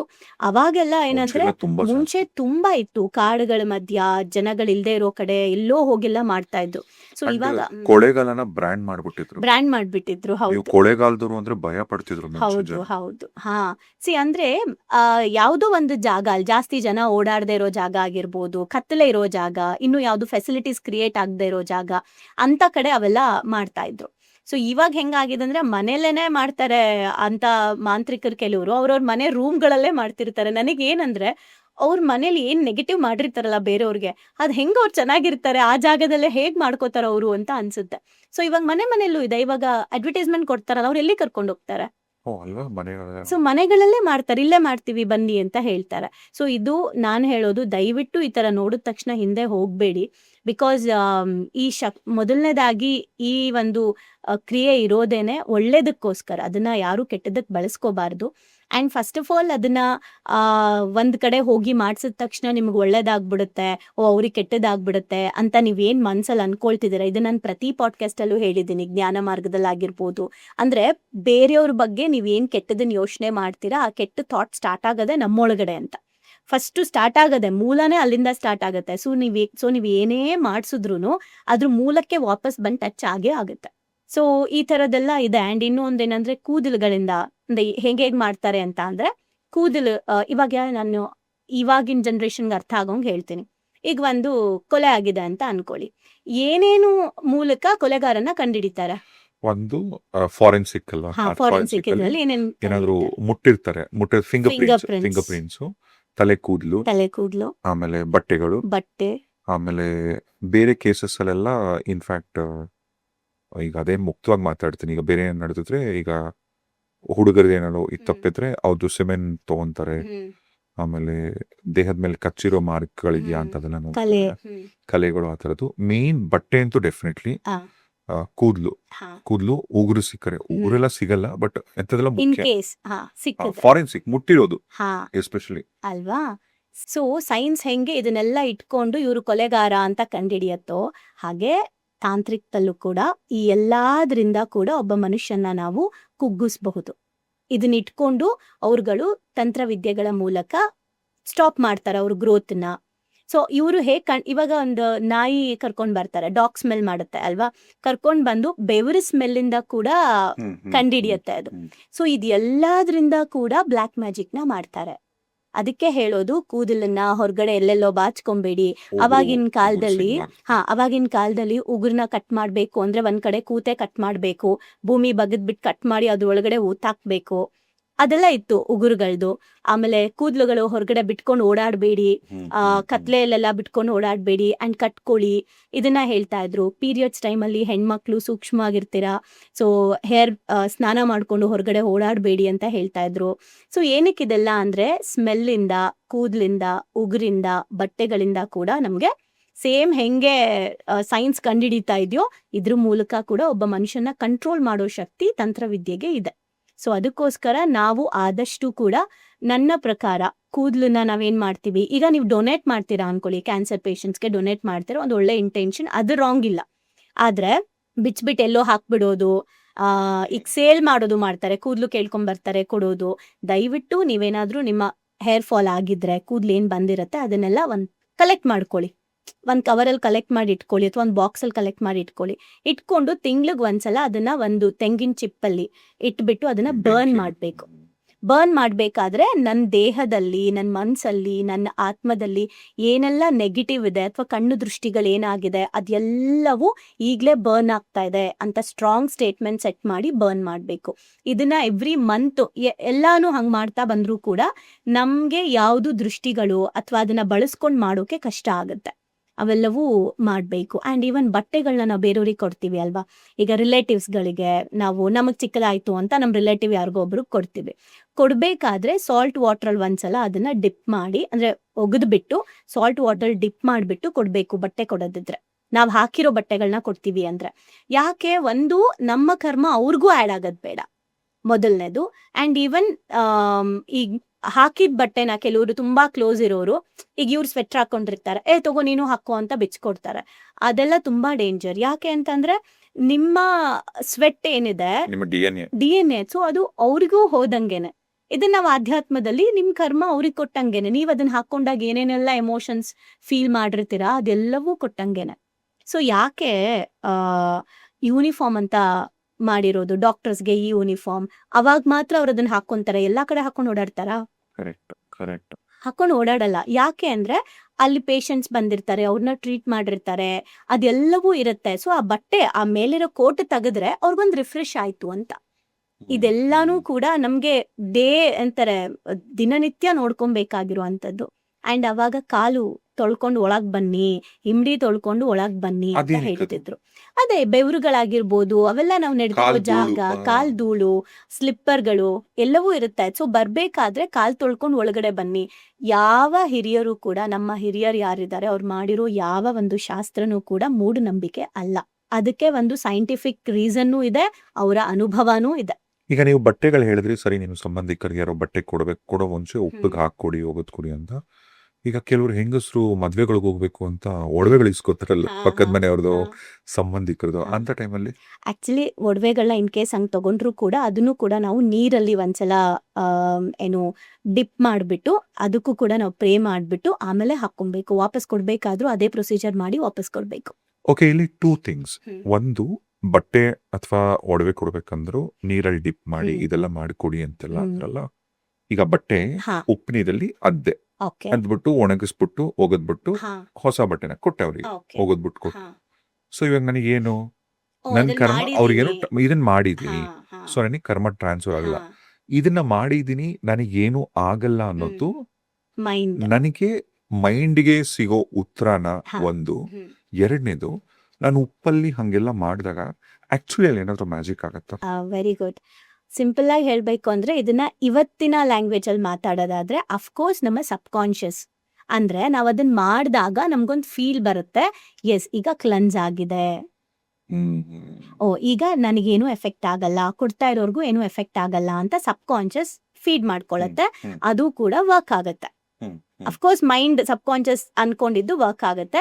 ಅದನ್ನೇನೆ ಅವಾಗಿನ ಕಾಲದಿಂದ ಇಂದಾನು ಕೂಡ ಇವೆಲ್ಲ ಪ್ರೊಸೀಜರ್ಸ್ ಗಳನ್ನ ನಮ್ಮ ಸಬ್ ಕಾನ್ಶಿಯಸ್ ನ ಒಪ್ಸೋಕೆನೆ ಮಾಡಿರುವಂತದ್ದು. ಸೊ ಅದು ನಿಮ್ಗೆ ಹಂಗೇನು ಆಗಲ್ಲ ಅಂತ ಅನ್ಕೊಂಡ್ ನೀವು ಕೊಟ್ಟಾಗ ಇದೊಂದು ಕ್ಲನ್ಸಿಂಗ್ ಪ್ರೊಸೀಜರ್ ಅಪ್ಪ ಅಂತ ಅನ್ಕೊಂಡ್ ಮಾಡಿದಾಗ ಅದು ಕೂಡ ವರ್ಕ್ ಆಗುತ್ತೆ. ಅಂದ್ರೆ ಅಲ್ಲೂ ಕೂಡ ಮ್ಯಾಜಿಕ್ ಆಗುತ್ತೆ, ಬಿಕಾಸ್ ಸಬ್ ಕಾನ್ಶಿಯಸ್ ಮ್ಯಾಜಿಕ್ ಮಾಡತ್ತಲ್ಲ. ಓಕೆ, ಇದು ಒಂದು ರಿಯಲ್ ಆಗಿ ನನ್ನ ಲೈಫಲ್ಲಿ ನಾನು ನೋಡಿದಂತ ಮೊದಲನೇ ಸಾರಿಗೆ ಬ್ಲ್ಯಾಕ್ ಮ್ಯಾಜಿಕ್ ಅಂತ ಕೇಳಿದಂತ ಒಂದು ನನ್ನ ವೈಯಕ್ತಿಕ ಘಟನೆನ ನಾನು ಶೇರ್ ಮಾಡ್ತೀನಿ. ಬಹಳ ಚಿಕ್ಕ ವಯಸ್ಸವಾಗ, ನಾನು ಒಂದು 5th 6th ಏನೋ ಓದ್ತಿದ್ದಾಗ, ನಮ್ಮ ಅತ್ತೆ, ಅಮ್ಮನ ಅಣ್ಣನ ಹೆಂಡತಿ, ಅವರು ಇದ್ದಕ್ಕಿದ್ದಂಗೆ ಕಾಲು ಕುಂಟಕ್ಕೆ ಶುರು ಮಾಡ್ಬಿಟ್ರು ಅವ್ರು. ಇಲ್ಲಿ ಕಾಲು ಇದೇನು ಇಮ್ಡಿ ಇತ್ತಲ್ಲ, ಇಲ್ಲ ಇಂಡಿ ಅಲ್ಲ, ಇದೇನಿದು ಮೊಂಡಿ ಚಿಪ್ ಇರ್ತಲ್ಲ, ಇಲ್ಲಿ ಅವ್ರು ನಡಿಯಕ್ಕೆ ಕಷ್ಟ ಆಗುತ್ತಿತ್ತು. ಕೊನೆಗೆ ಹೆಂಗಾಯ್ತು ಅಂದ್ರೆ ಪಾಪ ಅವ್ರು ನಡಿದಂಗೆ ಆಗೋಗ್ಬಿಟ್ಟಿದ್ರು. ಅವ್ರು ಹೋಗ್ದಿರೋ ಟೆಂಪಲ್ ಇಲ್ಲ, ಅವ್ರು ಮಾಡ್ದಿರೋ ಪೂಜೆ ಇಲ್ಲ, ಈ ಥರದ್ದೆಲ್ಲ ಏನೋ ಮಾಡ್ತಾ ಇದ್ರು. ನಮಗೆ ಚಿಕ್ಕ ವಯಸ್ಸಲ್ಲೆಲ್ಲ ಅವ್ರ ಮನೆಗೆ ಹೋದಾಗೆಲ್ಲ ಪಾಪ ಇವ್ರು ಯಾಕೆ ಇಷ್ಟು ಸಫರ್ ಆಗ್ತಾರೆ ಅಂತೆಲ್ಲ. ಅವಾಗ ಒಂದ್ಸರಿ ಚೆನ್ನಾಗಿ ಜ್ಞಾಪಕ ಇದೆ, ಕೇರಳದಿಂದ ಯಾರೋ ಒಬ್ಬರನ್ನ ಕರ್ಸಿದ್ರು. ನಮ್ಮ ಮಾವನೇ ಕರ್ಸಿದ್ರು. ಖುದ್ದು ನನ್ನ ಕಣ್ಣು ಮುಂದೆ ನಾನು ನೋಡಿದಂಥ ಘಟನೆ ಇದು. ನಮ್ಮ ಸಂಬಂಧಿಕರೆಲ್ಲ ಇದ್ವಿ, ನಮ್ಮ ಅತ್ತೆನೂ ಇದ್ರು. ಅವರು ಬಂದವರು ಮನೆನೆಲ್ಲ ನೋಡಿದ್ರು, ಎಲ್ಲ ಚೆಕ್ ಮಾಡಿದ್ರು. ಅದು ಏನು ಮಾಡಿದ್ರು ಗೊತ್ತಿಲ್ಲ. ಬರ್ತಿದ್ದಂಗೆ ಮನೆ ಎಂಟ್ರೆನ್ಸಲ್ಲಿ ಅವ್ರ ಮನೆ ಮುಂದೆ ಒಂದು ಗಸಗಸೆ ಮರ ಇತ್ತು.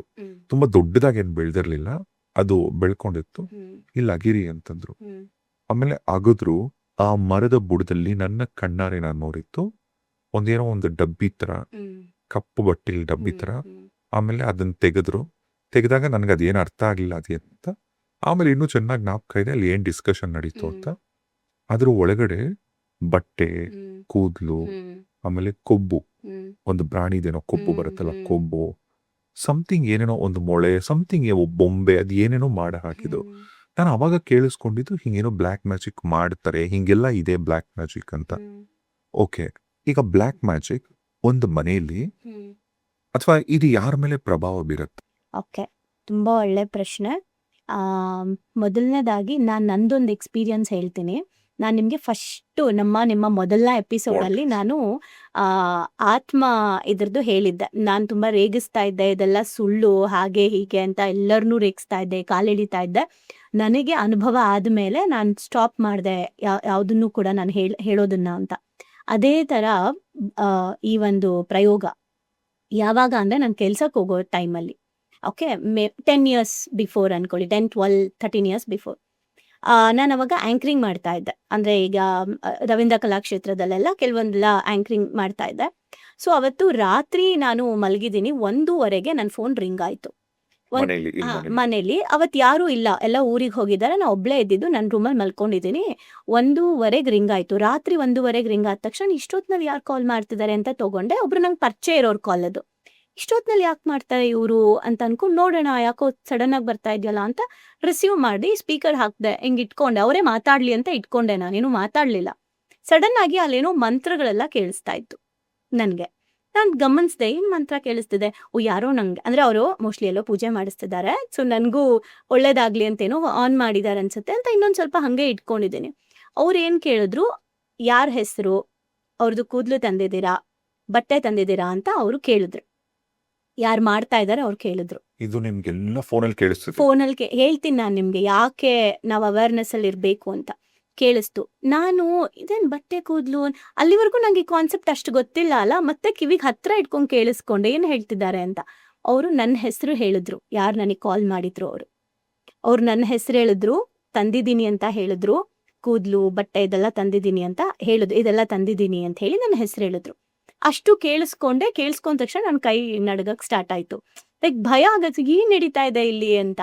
ನಾನು ಸಡನ್ನಾಗಿ ಸ್ವಲ್ಪ ಹಾಗೇ ಇಟ್ಕೊಂಡು ಸುಮ್ಮನೆ ಕೂತ್ಕೊಂಡೆ. ಇಮಿಡಿಯೇಟ್ ನಂಗೆ ಕಟ್ ಮಾಡಿಬಿಟ್ಟು ಫುಲ್ ಬಾಡಿ ಎಲ್ಲ ನನಗೆ ಶಿವರಾಗಕ್ಕೆ ಸ್ಟಾರ್ಟ್ ಆಯಿತು. ನನ್ನ ಚಿಕ್ಕಮ್ಮಂಗೆ ಕಾಲ್ ಮಾಡಿದೆ ಮಿಡ್ನೈಟ್. ಅವ್ರು ರಿಸೀವ್ ಮಾಡಿಬಿಟ್ಟು ಮಾತಾಡಿದಾಗ ಹೇಳಿದೆ, ಈ ಥರ ಹಿಂಗೆ ನಂಗೆ ಪರಿಚಯ ಇರೋರೊಬ್ರು ಹಿಂಗೆ ಮಾಡ್ತಾ ಇದ್ದಾರೆ, ಈ ಥರ ಹಿಂಗೆ ಆಗ್ತಾ ಇದೆ. ನಮ್ಮ ಚಿಕ್ಕಮ್ಮ ಇಮಿಡಿಯೇಟ್ ಆಗಿ, ಹೌದಾ ಸರಿ ಬೆಳಗ್ಗೆ ಮಾತಾಡೋಣ ಬಿಡು, ನಾನು ಫೋನ್ ಇಡಬೇಡಿ, ನಂಗೆ ಭಯ ಆಗ್ತಾ ಇದೆ, ನಂಗೆ ಫೋನ್ ಇಡಬೇಡಿ, ಭಯ ಆಗ್ತಾ ಇದೆ, ನಾನು ಮಲ್ಗೋ ತನಕ ನೀವು ಲೈನಲ್ಲಿರಿ, ಅಥವಾ ನಾನು ಬೆಳಗ್ಗೆ ಮಲ್ಕೋತೀನಿ, ಅಲ್ಲಿವರೆಗೂ ಏನಾದರೂ ಮಾತಾಡಿ ಅಂತ. ನಂಗೆ ಅಷ್ಟು ಭಯ ಸ್ಟಾರ್ಟ್ ಆಗೋಯ್ತು ಮನಸ್ಸಲ್ಲಿ. ಸೊ ಇದಾದ ಮೇಲೆ ನನಗೆ ಬೆಳಗ್ಗೆ ಎದ್ದು ನನಗೆ ವರ್ಕ್ ಇತ್ತು, ಅಂದರೆ ಆ್ಯಂಕರಿಂಗ್ ಇತ್ತು. ರೆಡಿಯಾಗಿ ನಾನು ಹೋಗ್ತಾ ಇದ್ದೀನಿ, ನನ್ನದು ಆಕ್ಸಿಡೆಂಟ್ ಆಯಿತು 2 ವೀಲರಲ್ಲಿ. ಸೊ ನಂಗೆ ಓಕೆ, ಅದೆಲ್ಲ ನಾನು ಫೈನ್, ಅದು ನೆನ್ನೆ ರಾತ್ರಿ ಮರ್ತುಬಿಟ್ಟೆ. ಸೊ ಆಕ್ಸಿಡೆಂಟ್ ಆಯಿತು, ಆದರೂ ಸಹ ನಾನು ವರ್ಕ್ ಹೇಳ್ಬಿಟ್ಟಿದ್ದೀನಿ ಅಂತ ಹೋಗಿ ನಾನು ಆ್ಯಂಕರಿಂಗ್ ಮಾಡೋಕ್ಕೆ ನಿಂತಿದ್ದೀನಿ. ನನಗೆ ಏನವರು ಕೊಟ್ಟಿರ್ತಾರೆ, ಮಾತಾಡೋಕ್ಕೆ ನಿಂತಿದ್ದೀನಿ. ವರ್ಡ್ಸೇ ಬರ್ತಾ ಇಲ್ಲ, ಪದಗಳೇ ಬರ್ತಿಲ್ಲ, ಆ ಪದಗಳು ಹೇಳಕ್ಕೆ ಬರ್ತಿಲ್ಲ. ಆಮೇಲೆ ಎಲ್ಲ ನನಗೆ ಅದೊಂಥರ ಪಂಬ್ಲಿಂಗ್ ಆಗ್ತಾ ಇದೆ, ಏನೋ ತುಂಬ ತೊದಲಿಸ್ತಾ ಇದ್ದೀನಿ ನಾನು, ಸ್ಟ್ಯಾಮ್ರಿಂಗ್ ಫೀಲ್ ಆಗ್ತಾ ಇದೆ, ಏನಂತ ಗೊತ್ತಾಗ್ತಾ ಇಲ್ಲ. ಸೊ ಅಲ್ಲಿ ಬಂದ್ಬಿಟ್ಟು ನಾನು ಹಿಂದೆ ಕೇಳಿದ್ರು, ಯಾಕೆ ಓದು ಅಂತಿದ್ದಾರೆ, ನನಗೆ ಪದ ಬರ್ತಾ ಇಲ್ಲ ಅಂತ ಇದ್ದೀನಿ. ಅವ್ರ ಪದಗಳು ಬರ್ತಾ ಇಲ್ವಾ ಅಂತ ನಮಗೆ ಇದು. ಕೊನೆಗೆ ಅವರು ಇಲ್ಲ ಓದು, ಯಾಕೆ ಟೆನ್ಷನ್ ಆಗಿದ್ಯಾ, ಏನೂ ಇಲ್ಲ ಓದ್ತೀನಿ ಅಂತ ಓದಕ್ ಹೋದ್ರೆ ನಂಗೆ ಒಂದು ಸೆಂಟೆನ್ಸ್ ಹೇಳೋದು ತಪ್ಪಾಗೋದು, ಮತ್ತೆ ಯಾರನ್ನೋ ಕರ್ದೆ ಹಿಂದಕ್ಕೆ ಬಂದೆ, ನಂಗೆ ಆಗ್ತಾನೆ ಇಲ್ಲ, ನನಗೆ ಆಗ್ತಿಲ್ಲ, ಯಾರಾದ್ರೂ ಮಾಡಿ ಅಂತ ಹೇಳ್ತಿದ್ದೀನಿ. ಅವ್ರ ಪಾಪ ನನ್ನ ನಂಬ್ಕೊಂಡು ಮಾಡಿದ್ದಾರೆ, ಏನೂ ಮಾಡೋಕ್ಕಾಗ್ತಿಲ್ಲ. ಇಮಿಡಿಯೇಟ್ ನಾನು ಡೀಪ್ ಬ್ರೀತ್ ಇನ್ ಬ್ರೀತ್ ಔಟ್ ತಗೊಂಡು ನಾನು ನಿಂಗೆ ಸರೆಂಡ್ರು ಮಾಡಿದ್ದೀನಿ, ನನಗೆ ಏನೋ ಒಂಥರ ಕಷ್ಟ ಆಗ್ತಿದೆ ನನಗೆ, ಫಾರ್ ದ ಫಸ್ಟ್ ಟೈಮ್ ನಾನು ಈ ಥರ ಎಕ್ಸ್ಪೀರಿಯನ್ಸ್ ಮಾಡ್ತಾ ಇದ್ದೀನಿ ಅಂತ ಸುಮ್ಮನೆ ನಾನು ದೇವ್ರಿಗೆ ಸರೆಂಡ್ರು ಮಾಡಿದೆ. ಅವಾಗ ನಾನು ತುಂಬ ಚಾಮುಂಡೇಶ್ವರಿ ಬೆಟ್ಟಕ್ಕೆ ತುಂಬ ಹೋಗ್ತಾ ಇದ್ದೆ ಅವಾಗ. ಸೊ ದೇವಿನ ನೆನ್ಪು ಮಾಡ್ಕೊಂಡೆ, ನಂಗೆ ಮಾತಾಡಬೇಕು ಅಂತ ಅನಿಸಿ ಹೋಗಿ ಮಾತಾಡೋಕ್ಕೆ ಸ್ಟಾರ್ಟ್ ಮಾಡಿದೆ. ಹೇಗೋ ನಂದು ಅವತ್ತಿನ ಪ್ರೋಗ್ರಾಮ್ ಮುಗಿಸ್ದೆ. ಬಂದ ಮೇಲೆ ಸ್ಟಾರ್ಟ್ ಆಯಿತು, ಲೈಕ್ ಸಡನ್ನಾಗಿ ಹೊಟ್ಟೆ ನೋವು, ರೈಟ್ ಸೈಡ್ ಮಂಡಿ ಪೇನ್ ಬರೋಕ್ಕೆ ಸ್ಟಾರ್ಟ್ ಆಯಿತು. 1 ವೀಕ್ ಆದಮೇಲೆ ಹುಷಾರು ತಪ್ಪದೆ, ಟಯರ್ಡ್ನೆಸ್ ಫೀಲ್ ಆಯಿತು. ಆಮೇಲೆ ನನ್ನ ನಮ್ಮಮ್ಮಂಗೆ ಹೇಳಿದೆ, ನನ್ನ ನಮ್ಮಮ್ಮಂಗೆ ಹೇಳಿರಲಿಲ್ಲ ಈ ಥರ ಎಲ್ಲ ಆಯಿತು ಅಮ್ಮ ಅಂತ. ಸೊ ಅವಾಗ ನಾವು ಕೆಲವರು ಕಾಂಟ್ಯಾಕ್ಟ್ ಮೂಲಕ ಹೋಗಿ ಇದೆಲ್ಲ ಇದೆ, ನಾನು ನಿಜಾನ ಅವ್ರು ಮಾಡಿಸ್ತಾರ, ಅವ್ರು ಯಾಕೆ ಮಾಡಿಸ್ತಾರೆ, ಯಾಕಂದರೆ ನಂಗೆ ತುಂಬ ಚೆನ್ನಾಗಿ ಪರಿಚಯ ಇರೋರು, ನಾನು ಅವ್ರು ಯಾಕೆ ಮಾಡಿಸ್ತಾರೆ, ಅವ್ರಿಗೂ ನಂಗೂ ಆ ಥರ ಜಗಳ ಆಗಿಲ್ಲ, ಏನೂ ಇಲ್ಲ ಅಂತ ನನ್ನ ಫೀಲ್. ಅಲ್ಲ, ಈಗ ನಿಮಗೆ ಅವರೇ ಮಾಡ್ಸಿರ್ತಾರೆ ಅಂತ ಯಾರಿಗೂ ಹೆಂಗ್ ಗೊತ್ತಾಗ? ಫೋನಲ್ಲಿ ಅವ್ರು ಮಾತಾಡಿದ್ರಲ್ಲ, ಓ ಅಲ್ಲ, ಅದೇ ನಂಬರ್ ನಿಮಗೆ ಗೊತ್ತಾಯ್ತು? ಅದೇ ನಂಬರು. ನೀವು ಬೆಳಿಗ್ಗೆ ಮತ್ತೆ ಕಾಲ್ ಮಾಡಿದ್ರ? ಏನಾಗಿದೆ, ಅವ್ರು ನೆಕ್ಸ್ಟ್ ಡೇ ನಂಗೆ ಕಾಲ್ ಮಾಡಿದ್ರು. ಅದಾದ್ಮೇಲೆ ಅವ್ರಿಗೆ ಏನಾಗಿದೆ, ಅದು ನನಗೆ ಏನು ಗೊತ್ತಿಲ್ಲದೆ ಇರೋಂಗ್, ಬಿಕಾಸ್ ನಂಗೆ ಚಿಕ್ಕಮ್ಮ ಹೇಳಿದ್ರು ಏನು ಗೊತ್ತಿಲ್ಲದೆ ಇರೋಂಗ್ ಏನು ಹೇಳಲೇಬೇಡ, ಗೊತ್ತಾಗಿದೆ ಅಂತ ಮಾತ್ರ ಹೇಳ್ಬೇಡ ಅಂದ್ರು. ನನಗೆ ನಂಬಕ್ಕೆ ಆಗ್ತಿಲ್ಲ ಅವ್ರು ಯಾಕೆ ಮಾಡಿಸ್ತಾರೆ ಅಂತ. ಕೇಳಬೇಕು ಅಂತ ಒಂದ್ ಕಡೆ ರಾತ್ರಿ 1:30 ಕಾಲ್ ಬಂದಿತ್ತು ಅಂತ ನಾನೇನ್ ಮಾಡಿದೆ, ಇಲ್ಲ ನಂಗೆ ಯಾವುದು ಕಾಲ್ ಬಂದಿಲ್ಲ, ಮೇ ಬಿ ಬಂದಿತ್ತೇನೋ, ನಾನು ರಿಸೀವ್ ಮಾಡಿ ಸುಮ್ಮನಾಗ್ಬಿಟ್ಟೆ, ನಂಗೆ ಗೊತ್ತಾಗ್ಲಿಲ್ಲ ಅಂತ ಏನೋ ಮ್ಯಾನೇಜ್ ಮಾಡ್ದೆ. ಬಟ್ ಏನಂದ್ರೆ ಅವರು ಇಲ್ಲ, ರಾತ್ರಿ ಅದೇನಾಗಿತ್ತು ಅಂದ್ರೆ ನಾನು ಜೀನ್ಸ್ ಒಳಗಡೆ ಫೋನ್ ಇಟ್ಕೊಂಡಿದ್ದೆ, ಬೈ ಮಿಸ್ ಆಗಿ ನಿಂಗೆ ಡೈಲ್ ಆಗ್ಬಿಟ್ಟಿತ್ತು ಅದು. ಸೊ ಅದಕ್ಕೋಸ್ಕರ ಬೆಳಗ್ಗೆ ಕೇಳೋಣ ಅಂತ ಮಾಡಿದೆ, ನೀನು ರಿಸೀವ್ ಮಾಡಿದ್ದೆ ಅಂತ ಅವರು ನನಗೆ ಅರ್ಥ ಮಾಡೋಕ್ಕೆ. ನಾನು ಮಾಡಿದ್ನೇನೋ ನಿದ್ದೆಗಣ್ಣಲ್ಲಿ ಗೊತ್ತಾಗಿಲ್ಲ, ನಂಗೆ ನಿಂಗೆ ಕಾಲ್ ಬಂದಿದ್ದೇ ಗೊತ್ತಿಲ್ಲ ಅಂತ ನಾನು ನಮ್ಮ ಚಿಕ್ಕಮ್ಮ ಹೇಳ್ಕೊಟ್ಟಂಗೆ ನಾನು ಹೇಳ್ದೆ. ಬಟ್ ಅದಾದ್ಮೇಲೆ ನಾವು ಹೋಗಿ ಯಾರ ಹತ್ರ ಅದನ್ನ ತಗ್ಸಕ್ಕೆ ಅಂತ ಹೋದ್ವಿ. ಅವ್ರು ನಂಗೆ ಒಂದು ಒಳ್ಳೆ ಮಾತು ಹೇಳಿದ್ರು, ದೈವಿ ಬಲ ಇದೆಯಮ್ಮ ನಿಮ್ ಕಡೆ, ಅದಕ್ಕೆ 1:30ಗೆ ನಿಂಗೆ ಅವ್ರು ಮಾಡ್ಸೋದ್ ಕಾಲ್ ಬಂದಿದೆ ಅಂತ. ಎಂತ ಸಪೋರ್ಟ್ ಅಲ್ಲ. ಅವಾಗ ದೈವಿ ಬಲ ಅಂದ್ರೆ ಏನು, ದೇವ ಬಲ ಅಂದ್ರೆ ಏನು, ಇದೇನೂ ಗೊತ್ತಿಲ್ಲ. ಆ ಬಲ ಒಂದ್ ಶಕ್ತಿ ಇದೆ ನಿನ್ನ ಹತ್ರ, ಅದಕ್ಕೆ ನಿನಗದು ಮಾಡಿಸ್ಬೇಕಾರನೆ ಗೊತ್ತಾಗಿದೆ, ಅದಕ್ಕೆ ನೀನು 1 ವಾರದಲ್ಲೇ ಸೊಲ್ಯೂಷನ್ ಹುಡ್ಕೊಂಡ್ ಬಂದಿದ್ಯಾ. ಇಲ್ಲ ಅಂದಿದ್ರೆ ವರ್ಷಾನ್ಗಟ್ಲೆ, ಎಷ್ಟೋ ವರ್ಷಗಳ ಕಾಲ ಎಷ್ಟೋ ಜನಕ್ಕೆ ಇದು ಗೊತ್ತಾಗದೆ ನರಳ್ತಾರೆ, ನೀನ್ ಇಮಿಡಿಯೇಟ್ ಬಂದಿದ್ಯಾ ಅಂತ. ಸೊ ಅದಕ್ಕೆ ನಾನು ಏನೇ ಹೇಳಕ್ ಹೋಗ್ತಿದ್ದೀನಿ, ಇವಾಗಲೇ ಕೇಳಿದ ಪ್ರಶ್ನೆಗೆ, ಯಾರಿಗಿದಾಗತ್ತೆ ಅಂದ್ರೆ, ಮೊದಲನೇದು ಗ್ರಹ ದೋಷಗಳಿದ್ರೆ ಈ ತರ ಎಫೆಕ್ಟ್ ಬೇಗ ಆಗತ್ತೆ. ಅದರಲ್ಲೂ ರಾಹು ಗ್ರಹ ನಮ್ಗೆ ಬ್ಯಾಲೆನ್ಸ್ಡ್ ಇಲ್ಲ ಅಂತ ಅಂದ್ರೆ ಎಫೆಕ್ಟ್ ಬೇಗ ಆಗುತ್ತೆ. ರಾಹು ಗ್ರಹ ದೋಷ ಇದ್ರೆ ನಮ್ಗೆ ಇದ್ರದ್ದು ಎಫೆಕ್ಟ್ ರಾಹು ದೋಷ. ಎರಡನೇದು ತುಂಬಾ ಅಹಂಕಾರ ಇರುತ್ತೆ ನಮ್ಗೆ, ಅಂದ್ರೆ ನಮ್ಗೆಲ್ಲ ಗೊತ್ತಿದೆ, ಏನು ನಮ್ಗೆ ಯಾರು ಏನು ಮಾಡಕ್ಕಾಗಲ್ಲ, ನಾನ್ ನಂಬಿರೋದೆ ನನ್ಗೆ ಹಂಗೆ ಹಿಂಗೆ ಅಂತ ತುಂಬಾ ಮಾತಾಡ್ತಾ ಇರ್ತೀವಿ ನಾಲೆಜ್ ವೈಸ್ ಅಲ್ಲಿ. ಸೊ ಆ ಟೈಮಲ್ಲಿ ಅಟ್ಯಾಕ್ ಆಗೋ ಚಾನ್ಸಸ್ ಇದೆ. ಅಂಡ್ ಮೂರನೇದು ಅಡಿಕ್ಷನ್ಸ್, ತುಂಬಾ ಡ್ರಿಂಕ್ಸ್, ಸ್ಮೋಕ್, ಹೆಣ್ಮಕ್ಳ ಅಡಿಕ್ಷನ್ಸ್ಗಳು, ಆ ಥರ ತುಂಬ ಮೋಹಕ್ಕೆ ಒಳಗಾದಾಗ ಆ್ಯಂಡ್ ತುಂಬ ಬ್ಯಾಡ್ ಹ್ಯಾಬಿಟ್ಸ್ಗಳಿಗೆ ಏನಂತಾರೆ ಅಡಿಕ್ಷನ್ಸ್ಗಳಿಗೆ ತುಂಬ ಹೋದಾಗಲೂ ಕೂಡ ಎಫೆಕ್ಟ್ ಆಗೋ ಚಾನ್ಸಸ್ ಇದೆ. ಯಾಕೆ ಅಂದರೆ ಆ ಎಲ್ಲ ಟೈಮಲ್ಲೂ ಕೂಡ ನಾವು ಲೋ ಫ್ರೀಕ್ವೆನ್ಸಿಯಲ್ಲಿ ಇರ್ತೀವಿ. ಈಗ ನೀವಂದ್ರಲ್ಲ, ಈಗ ಕುಡಿಬಾರ್ದು ಅಥವಾ ಕೆಟ್ಟ ಚಟಗಳು ಇರಬಾರ್ದು, ಆಮೇಲೆ ಇಂಥವ್ರಿಗೆಲ್ಲ ಬೇಗ ಅಟ್ರಾಕ್ಟ್ ಆಗುತ್ತೆ ಈ ಲೋ ಎನರ್ಜೀಸ್. ಏನಿದು ಲೋವರ್ ಎನರ್ಜೀಸ್ ಅಂತ? ಓಕೆ, ಲೋವರ್ ಎನರ್ಜಿ ಅಂತ ಅಂದರೆ, ಈಗ ಫಾರ್ ಎಕ್ಸಾಂಪಲ್ ನೀವು ಮದುವೆ ಮನೆಗೆ ಹೋಗಿ ಬರ್ತೀರಾ, ಆಯ್ತಾ? ಮದುವೆ ಮನೆಗೆ ಹೋಗಿ ಬಂದಾಗ ನಿಮಗೆ ಜಾಸ್ತಿ ಟಯರ್ಡ್ ಆಗತ್ತಾ, ಅಥವಾ ಸಾವಿನ ಮನೆಗೆ ಹೋಗಿ ಬಂದಾಗ ಜಾಸ್ತಿ ಟಯರ್ಡ್ ಆಗತ್ತಾ? ಮದುವೆ ಮನೆ ಆಕ್ಚುಲಿ. ಓಕೆ, ಮದುವೆ ಮನೆ ಅಬ್ಸರ್ವ್ ಮಾಡಿ ಹೇಳಿ. ಯಾವುದಾದ್ರೂ ಒಂದು ಸಾವಿನ ಮನೆಗೆ ಹೋಗಿದ್ರೆ ಅಲ್ಲಿನ ಎನರ್ಜಿ, ಮದ್ವೆ ಮನೆ ಎನರ್ಜಿ, ಫಂಕ್ಷನ್ ಎನರ್ಜಿ, ಅಥವಾ ಈ ತರ ಸಾವು, ಈ ತರದ ಎನರ್ಜಿಗಳು ಹೇಗನ್ಸತ್ ನಿಮ್ಗೆ? ಅಲ್ಲ, ಇದೆಲ್ಲ ಹೆವಿ ಆಫ್ ಕೋರ್ಸ್. ಯಾವ್ದು? ನೀವು ಸಾವು ಸ್ಮಶಾನಕ್ಕೆಲ್ಲ ಹೋಗಿ ಬಂದ್ರೆ ನೀವು ಡಿಸ್ಟರ್ಬ್ ಆಗ್ಬಿಡ್ತೀರಾ. ಡಿಸ್ಟರ್ಬ್ ಆಗ್ತೀವಿ. ನಾನು ಹೇಳ್ತಿರೋದು ಮದ್ವೆಗಳು ಅಂದ್ರೆ ದೃಷ್ಟಿ ಆಗತ್ತೆ ಅಂತ. ಓಕೆ, ಅಂದ್ರೆ ಎಲ್ಗೆ ಹೋಗಿ ಬಂದ್ರು ಮನೆಗೆ ಬಂದು ಇಮಿಡಿಯೇಟ್ ಆಗಿ ಸ್ನಾನ ಮಾಡೋದು ಒಳ್ಳೇದೇ.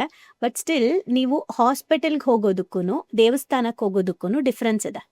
ನೀವು ಹಾಸ್ಪಿಟಲ್ಗೆ ಯಾರೋ ಒಬ್ರು ಪೇಷಂಟ್ನ ನೋಡಕ್ಕೆ ಅಂತ ಹೋಗಿ ಹೊರಗಡೆ ಬರೋಷ್ಟ್ರಲ್ಲೇನೆ ಒಂಥರ ನಿಮಗೆ ಗೊತ್ತಿಲ್ದೇನೆ ಬಾಡಿ ಟಯರ್ಡ್ ಫೀಲ್ ಆಗುತ್ತೆ, ಎಮೋಷ್ನಲಿ ಏನೋ ಭಾರ ಅನ್ಸುತ್ತೆ, ಒಂದ್ ಸ್ವಲ್ಪ ಹೊರಗಡೆ ಬಂದು ರಿಲ್ಯಾಕ್ಸ್ ಆಗಬೇಕು ಅನ್ಸುತ್ತೆ. ಅದೇ ನೀವು ಟೆಂಪಲ್ಗೆ ಹೋಗಿ ಹೊರಗಡೆ ಬಂದ್ರೆ ಇನ್ನಷ್ಟು ಓಡಾಡಕ್ ನಿಮಗೆ ಶಕ್ತಿ ಜಾಸ್ತಿ ಆಗುತ್ತೆ, ಖುಷಿ ಆಗತ್ತೆ, ಖುಷಿ ಆಗತ್ತೆ, ಇನ್ನೂ ಎಕ್ಸ್ಟ್ರಾ ಕೆಲಸ ಮಾಡ್ತೀರಾ. ಹಾಸ್ಪಿಟಲ್ಗೆ ಹೋಗಿ ಬಂದ್ರೆ ಸ್ವಲ್ಪ ರೆಸ್ಟ್ ಬೇಕು ಅನ್ಸುತ್ತೆ. ಅದ್ರ ಅರ್ಥ ಏನಂದ್ರೆ ಅಲ್ಲಿ ಬರೀ ಲೋವರ್ ಎನರ್ಜಿ, ನೋವು, ಕಷ್ಟ, ದುಃಖ ಬರೀ ಅದೇ ಇರುತ್ತೆ ಹಾಸ್ಪಿಟಲ್ ಅಲ್ಲಿ.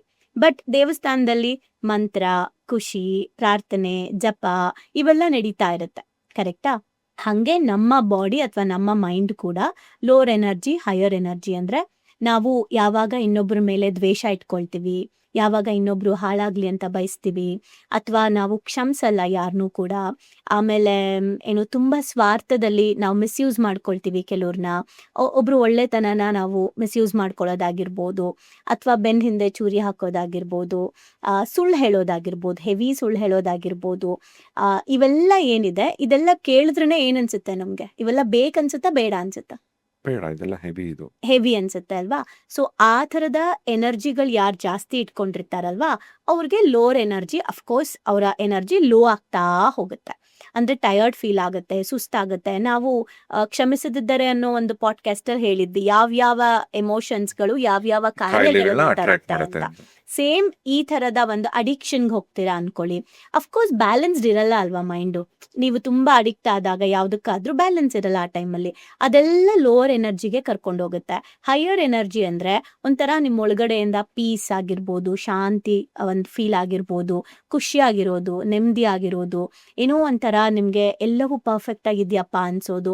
ಆ ಫೀಲ್ ಕೊಡೋದೇನಿದೆ, ಒಬ್ರನ್ನ ಪ್ರೀತಿಸೋದು, ಒಬ್ರಿಗೆ ಸೇವೆ ಮಾಡೋದು, ಒಬ್ರಿಗೆ ಥ್ಯಾಂಕ್ಸ್ ಹೇಳೋದು, ಒಬ್ರನ್ನ ಥ್ಯಾಂಕ್ ಯು ಎಕ್ಸ್ಪೆಕ್ಟ್ ಮಾಡೋದು, ಇವೆಲ್ಲ ಹೈಯರ್ ಎನರ್ಜಿನ ಕ್ರಿಯೇಟ್ ಮಾಡುತ್ತೆ. So lower energy and higher energy ಅಂದ್ರೆ ನಾನು ಎಮೋಷನ್ಸ್ ಅಲ್ಲಿ ಹೇಳ್ಬೇಕು ಅಂದ್ರೆ ಈ ತರದ ಎಮೋಷನ್ಸ್ಗಳು, ನೆಗೆಟಿವ್ ಎಮೋಷನ್ಸ್ ಏನಿದೆ ಅದು ನಮ್ಮನ್ನ ಕುಗ್ಸ್ತಾ ಬರುತ್ತೆ.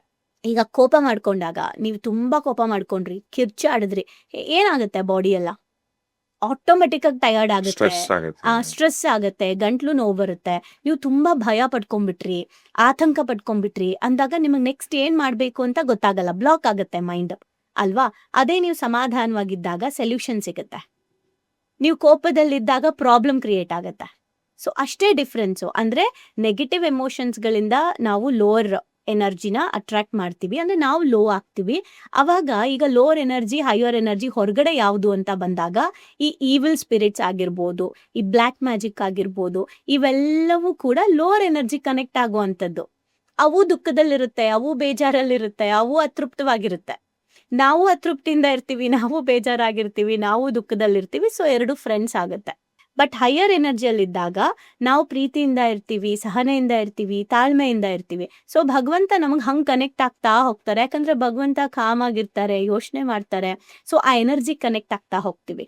ಸೊ ಬ್ಲ್ಯಾಕ್ ಮ್ಯಾಜಿಕ್ ಯಾರ ಮೇಲೆ ಬೇಗ ಪ್ರಭಾವ ಬೀರುತ್ತೆ ಅಂದ್ರೆ ಲೋವರ್ ಎನರ್ಜಿ. ನಾನು ಇಷ್ಟೊತ್ತು ಏನೇನು ಗುಣಗಳು ಹೇಳ್ದೆ, ಒಬ್ಬರಿಗೆ ಕೆಟ್ಟದನ್ನ ಬಯಸೋದು, ಯಾರೋ ಒಬ್ರು ಒಳ್ಳೆ ಕೆಲಸ ಮಾಡ್ತಿರ್ತಾರೆ, ಆ ಕೆಲ್ಸದ ಬಗ್ಗೆ ನೆಗೆಟಿವ್ ಆಗಿ ಮಾತಾಡೋದು, ಅಥವಾ ಅವ್ರನ್ನ ಎಳೆಯೋಕೆ ಟ್ರೈ ಮಾಡೋದು, ಅವ್ರ ಬಗ್ಗೆ ಗಾಸಿಪ್ ಮಾಡೋದು, ಇದೆಲ್ಲವೂ ಲೋವರ್ ಎನರ್ಜಿ. ಸೊ ನಾವು ಲೋವರ್ ಎನರ್ಜಿ ಇರುವಂತಹ ಒಂದು ಏನಿರುತ್ತೆ ಆಚೆ ಕಡೆ ಎನರ್ಜಿಗಳು, ಅದನ್ನ ಅಟ್ರಾಕ್ಟ್ ಮಾಡ್ತೀವಿ. ಸೊ ಬ್ಲ್ಯಾಕ್ ಮ್ಯಾಜಿಕ್ ಬೇಗ ಯಾರಿಗಾಗುತ್ತೆ ಅಂದ್ರೆ ಈ ತರ ಎಮೋಷನ್ಸು, ನನ್ನ ಮಗನ ಮದ್ವೆ ಆಗಿಲ್ಲ, ನನ್ನ ಮನೇಲಿ ಹುಷಾರಿಲ್ಲ, ಅಪ್ಪ ಅಮ್ಮ ನಂಗೆ ಸಪೋರ್ಟ್ ಮಾಡ್ತಾ ಇಲ್ಲ, ನನ್ನ ಜೀವನ ಯಾಕೆ ನನ್ನ ಹಿಂಗೆ, ಜೀವನ ಯಾಕೆ ಹಿಂಗಾಯ್ತು, ನನಗೆ ಕಷ್ಟಗಳಿದೆ, ಕಷ್ಟ, ಫೈನಾನ್ಷಿಯಲ್ ಪ್ರಾಬ್ಲಮು, ಜಾಬ್ ಸಿಗ್ತಾ ಇಲ್ಲ, ಲವ್ ಬ್ರೇಕಪ್ ಆಯ್ತು, ಇದೆಲ್ಲ ಲೋವರ್. ಅಂತ ಟೈಮಲ್ಲಿ ಈಗ ಥಾಟ್ ಯಾವಾಗ ಬರುತ್ತೆ? ನಿಮ್ಮ ಎಮೋಷನ್ಸ್ ಲೋ ಇದ್ದಾಗ ಅಲ್ವಾ? ಯಾರಾದ್ರೂ ಖುಷಿ ಆಯ್ತು ನನಗೆ ಅಂತ ಹೋಗಿ ಸಾಯ್ತಾರ? ಇಲ್ಲ, ಬೇಜಾರಾಯ್ತು ಅಂತಾನೆ ಸಾಯೋದಲ್ವಾ? ಸೊ ಇವೆಲ್ಲ ಲೋವರ್, ಇವೆಲ್ಲ ಎನರ್ಜಿಗಳೇನಿರುತ್ತೆ, ಇಷ್ಟು ನಾನೇನು ಹೇಳ್ದೆ, ಈ ತರ ಎಮೋಷನ್ಸ್ ನಮ್ಮ ಒಳಗಡೆ ಇದೆ ಅಂದ್ರೆ ನಾವು ಲೋವರ್ ಫ್ರೀಕ್ವೆನ್ಸಿ ಓಪನ್ ಮಾಡಿದೀವಿ. ಸೊ ಅದಕ್ಕೆ ಸೆಟ್ ಮಾಡ್ಕೊಳ್ತಾ ಇದೀವಿ. ಅಂತ ಟೈಮಲ್ಲಿ ಯಾರಾದ್ರೂ ನಮ್ಮ ಮೇಲೆ ಪ್ರಯೋಗಗಳು ಮಾಡಿದ್ರೆ, ಯಾವ್ದಾದ್ರು ನೆಗೆಟಿವ್ ಎನರ್ಜಿ ನಮ್ಗೆ ಅಟ್ರಾಕ್ಟ್ ಆಗ್ಬೇಕು ಅಂತಿದ್ರೆ ಬೇಗ ಅಟ್ರಾಕ್ಟ್ ಆಗುತ್ತೆ. ಓಕೆ, ಇವ್ರು ನಂಗೆ ಸೂಟ್ ಆಗ್ತಾರೆ, ಈ ಮನೆ ಚೆನ್ನಾಗಿದೆ ನನ್ನ ವಾಸಕ್ಕೆ ಅಂತ ಈವಿಲ್ ಸ್ಪಿರಿಟ್ಸ್ ಬರೋ ಸಾಧ್ಯತೆಗಳಿರುತ್ತೆ. ಬ್ಲ್ಯಾಕ್ ಮ್ಯಾಜಿಕ್ ಇವಾಗ ಏನಾಗುತ್ತೆ, ನೀವು ಹೈಯರ್ ಎನರ್ಜಿಯಲ್ಲಿ ಇದ್ದಾಗ ನಿಮ್ಮ ಮೇಲೆ ಬ್ಲ್ಯಾಕ್ ಮ್ಯಾಜಿಕ್ ವರ್ಕ್ ಆಗಲ್ಲ. ನೀವು ನೀವು ಅಂದ್ರೆ ಹೈಯರ್ ಎನರ್ಜಿ ಏನೇನು ಅಂತ ಅಂದ್ರೆ ಫಾರ್ ಎಕ್ಸಾಂಪಲ್ ನೀವು ತುಂಬಾ ಮೆಡಿಟೇಷನ್ ಮಾಡ್ತಿರ್ತೀರಾ, ಧ್ಯಾನ, ಜಪ, ಪುಣ್ಯಕ್ಷೇತ್ರಗಳ ದರ್ಶನ ಮಾಡ್ತಿರ್ತೀರಾ, ಪುಣ್ಯಕ್ಷೇತ್ರಗಳಲ್ಲಿ ನೀವು ಓಡಾಡ್ತಾ ಇರ್ತೀರಾ, ಆಮೇಲೆ ಬ್ಯಾಕ್ ಟು ಬ್ಯಾಕ್ ನೀವು ಒಳ್ಳೊಳ್ಳೆ ವಿಚಾರಗಳಿಗೆ ಸ್ಪಂದಿಸ್ತಾ ಇರ್ತೀರಾ, ಒಳ್ಳೊಳ್ಳೆ ಕೆಲಸಗಳನ್ನ ಮಾಡ್ತಾ ಇರ್ತೀರಾ, ಒಳ್ಳೇದ್ ಮಾತಾಡ್ತೀರಾ. ಒಳ್ಳೇದನ್ನ ಮಾತಾಡ್ತೀರಾ, ಒಳ್ಳೇದನ್ನ ಯೋಚನೆ ಮಾಡ್ತೀರಾ, ಕ್ಷಮಿಸ್ತೀರಾ, ಲೈಫಲ್ಲಿ ಯಾರು ಏನ್ ಮಾಡಿದ್ರು ಅವ್ರನ್ನೆಲ್ಲ ಕ್ಷಮಿಸ್ತೀರಾ. ನೀವು ಭಗವಂತನ ಒಂದು ಏನು ನಮ್ಮ ಮಾರ್ಗಗಳಿದೆ, ಅಧ್ಯಾತ್ಮದ ಮಾರ್ಗ, ಸೊ ಅದನ್ನ ನೀವು ಫಾಲೋ ಮಾಡಕ್ ಸ್ಟಾರ್ಟ್ ಮಾಡ್ತೀರಾ. ಸೊ ಇದೆಲ್ಲ ಆಗ್ತಾ ಆಗ್ತಾ ಇವಾಗ ಅಡಿಕ್ಷನ್ಸ್ ಕಡಿಮೆ ಮಾಡ್ಕೊಳ್ತೀರಾ, ಬೆಳಗ್ಗೆ ಬೇಗ ಏಳಕ್ ಸ್ಟಾರ್ಟ್ ಮಾಡ್ತೀರಾ, ದೇಹನೇ ದೇಗುಲ ಅಂತ ಏನ್ ಹೇಳ್ತಾರೆ, ದೇಹನ ಚೆನ್ನಾಗಿ ಇಟ್ಕೊಳಕ್ ಸ್ಟಾರ್ಟ್ ಮಾಡ್ತೀರಾ, ನಿಮ್ಮನ್ನ ನೀವು ಕಾಳಜಿ ತಗೊಳ್ತೀರಾ. ಇದೆಲ್ಲ ನೀವು ಮಾಡ್ತಾ ಮಾಡ್ತಾ ಮಾಡ್ತಾ ನೀವು ಹೈಯರ್ ಎನರ್ಜಿಯಲ್ಲಿ ಇರ್ತೀರಾ. ಓಕೆ, ಅವಾಗ ನಿಮ್ಗೆ ಎಲ್ಲವೂ ಒಳ್ಳೇದೇ ಆಗ್ತಾ ಇರುತ್ತೆ. ಬ್ಲ್ಯಾಕ್ ಮ್ಯಾಜಿಕ್ ಮಾಡ್ಸಕ್ ಟ್ರೈ ಮಾಡಿದ್ರು ಸಹ ನಮ್ಗೆ ಎಫೆಕ್ಟ್ ಆಗ್ತಾ ಇರಲ್ಲ. ಅದ್ರಲ್ಲಿ ಗ್ರಹ ದೋಷ, ನಿಮ್ಗೆ ರಾಹು ಗ್ರಹ ಕೂಡ ಕರೆಕ್ಟ್ ಆಗಿದೆ ಅಂತ ಅನ್ಕೊಳ್ಳಿ, ರಾಹು ದೋಷ ಇಲ್ಲ ಅನ್ಕೊಳ್ಳಿ. ಆ ಟೈಮಲ್ಲಿ ನಿಮ್ಗೆ ಯಾರಾದ್ರೂ ಬ್ಲ್ಯಾಕ್ ಮ್ಯಾಜಿಕ್ ಮಾಡ್ಸಿದ್ರೆ ಅದ್ ನಿಮ್ಗೆ ವರ್ಕ್ ಆಗಲ್ಲ. ಓಕೆ. ಆದ್ರೆ ಯಾವಾಗ ಗ್ರಹ ದೋಷ, ರಾಹು ದೋಷ ಸ್ಟಾರ್ಟ್ ಆಗತ್ತೆ, ಯಾವಾಗ ನಿಮ್ಗೇನೋ ಒಂದು ಆಘಾತ ಆಗುತ್ತೆ, ನೀವು ಫೀಲಿಂಗ್ಸ್ಗೆ ಹೋಗ್ತೀರಾ, ಎಮೋಷನಲಿ ನೀವು ಕುಗ್ತೀರಾ, ಅಂತ ಟೈಮಲ್ಲಿ ಯಾವತ್ತೋ ಮಾಡ್ಸಿರೋದು ಅವಾಗ ಆಕ್ಟಿವೇಟ್ ಆಗತ್ತೆ. ಓಕೆ, ಈಗ ಹಾಗಿದ್ರೆ ಈಗ ಒಂದು ಗೃಹಿಣಿ, ಹ್ಮ್. ಆಕೆ ಒಳ್ಳೆಯವಳು, ದೇವ್ರ ಪೂಜೆ ಮಾಡ್ತಾಳೆ, ಅತ್ತೆ ಮಾವ ಗಂಡನ್ ಚೆನ್ನಾಗಿ ನೋಡ್ಕೋತಾಳೆ, ಬೇರೆಯವ್ರಿಗೆ ಏನು ಕೆಟ್ಟದ್ ಬಯಸಲ್ಲ, ತುಂಬಾ ಒಳ್ಳೆ ಹೆಣ್ಮಗಳು. ಇನ್ನೊಬ್ಬ ಯಾರೋ ಒಬ್ಬ ವ್ಯಕ್ತಿ, ಆತ ಕೂಡ ತುಂಬಾ ಒಳ್ಳೆಯವನು, ದೇವ್ರು ಭಗವಂತ ಅಂತ ಹೆಂಗಿರ್ತಕ್ಕಂಥವ್ನು. ಇನ್ ಕೆಲವರು ನಾನ್ ನಂಬೋದೇ ಇಲ್ಲ, ಬ್ಲ್ಯಾಕ್ ಮ್ಯಾಜಿಕ್ ಅನ್ನೋದು ನಂಬಲ್ಲ, ಇದೆಲ್ಲ ನಾನು ಸೈನ್ಸ್ ಸ್ಟೂಡೆಂಟ್ ಅಪ್ಪ, ಇದೆಲ್ಲ ನನಗೆ ಇದೆಲ್ಲ ವರ್ಕು ಆಗಲ್ಲ, ಇದೆಲ್ಲ ಇಲ್ವೇ ಇಲ್ಲ ಅಂತ ನಾನು ಅನ್ಕೋತೀನಿ ಅಂತ ಇಟ್ಕೊಳ್ಳಿ. ಇಂಥ ಕೇಸ್ಗಳಲ್ಲಿ ಈ 3 ಜನದ ಮೇಲೂ ಅಫೆಕ್ಟ್ ಆಗೋ ಚಾನ್ಸಸ್ ಇರುತ್ತಾ? ಯಾರಾದ್ರೂ ಮಾಡ್ಸಿದ್ರೆ ಇವ್ರ ಹೆಸರಲ್ಲಿ? ಖಂಡಿತ ಆಗತ್ತೆ. ಓಕೆ, ಹಾಗೆ ಆಗುತ್ತೆ. ಯಾಕೆ ಅಂತ ನಾನು ಇಷ್ಟು ಸ್ಟ್ರಾಂಗ್ ಆಗಿ ಹೇಳ್ತಾ ಇದ್ದೀನಿ ಅಂದ್ರೆ, ನಂಗೆ ತುಂಬಾ ಕ್ಲೋಸ್ ಇರುವಂತಹ ಒನ್ ಆಫ್ ಮೈ ಮೆಂಟರ್, ನನ್ನ ಲೈಫ್ ಎಜುಕೇಶನ್ ಅಲ್ಲಿ ಒನ್ ಆಫ್ ಮೈ ಮೆಂಟರ್, ಆಯ್ತಾ, ಅವ್ರಿಗೂ ನನಗೂ ನಡೀತಾ ಇದ್ದಿದ್ ವಾದ ಏನಂದ್ರೆ, ನಾನು ಎನರ್ಜಿ ಲೆವೆಲ್ ಅಲ್ಲಿ ಮಾತಾಡಿದ್ರೆ ಅವ್ರು ಅದನ್ನ ಅಕ್ಸೆಪ್ಟ್ ಮಾಡ್ತಾ ಇರ್ಲಿಲ್ಲ.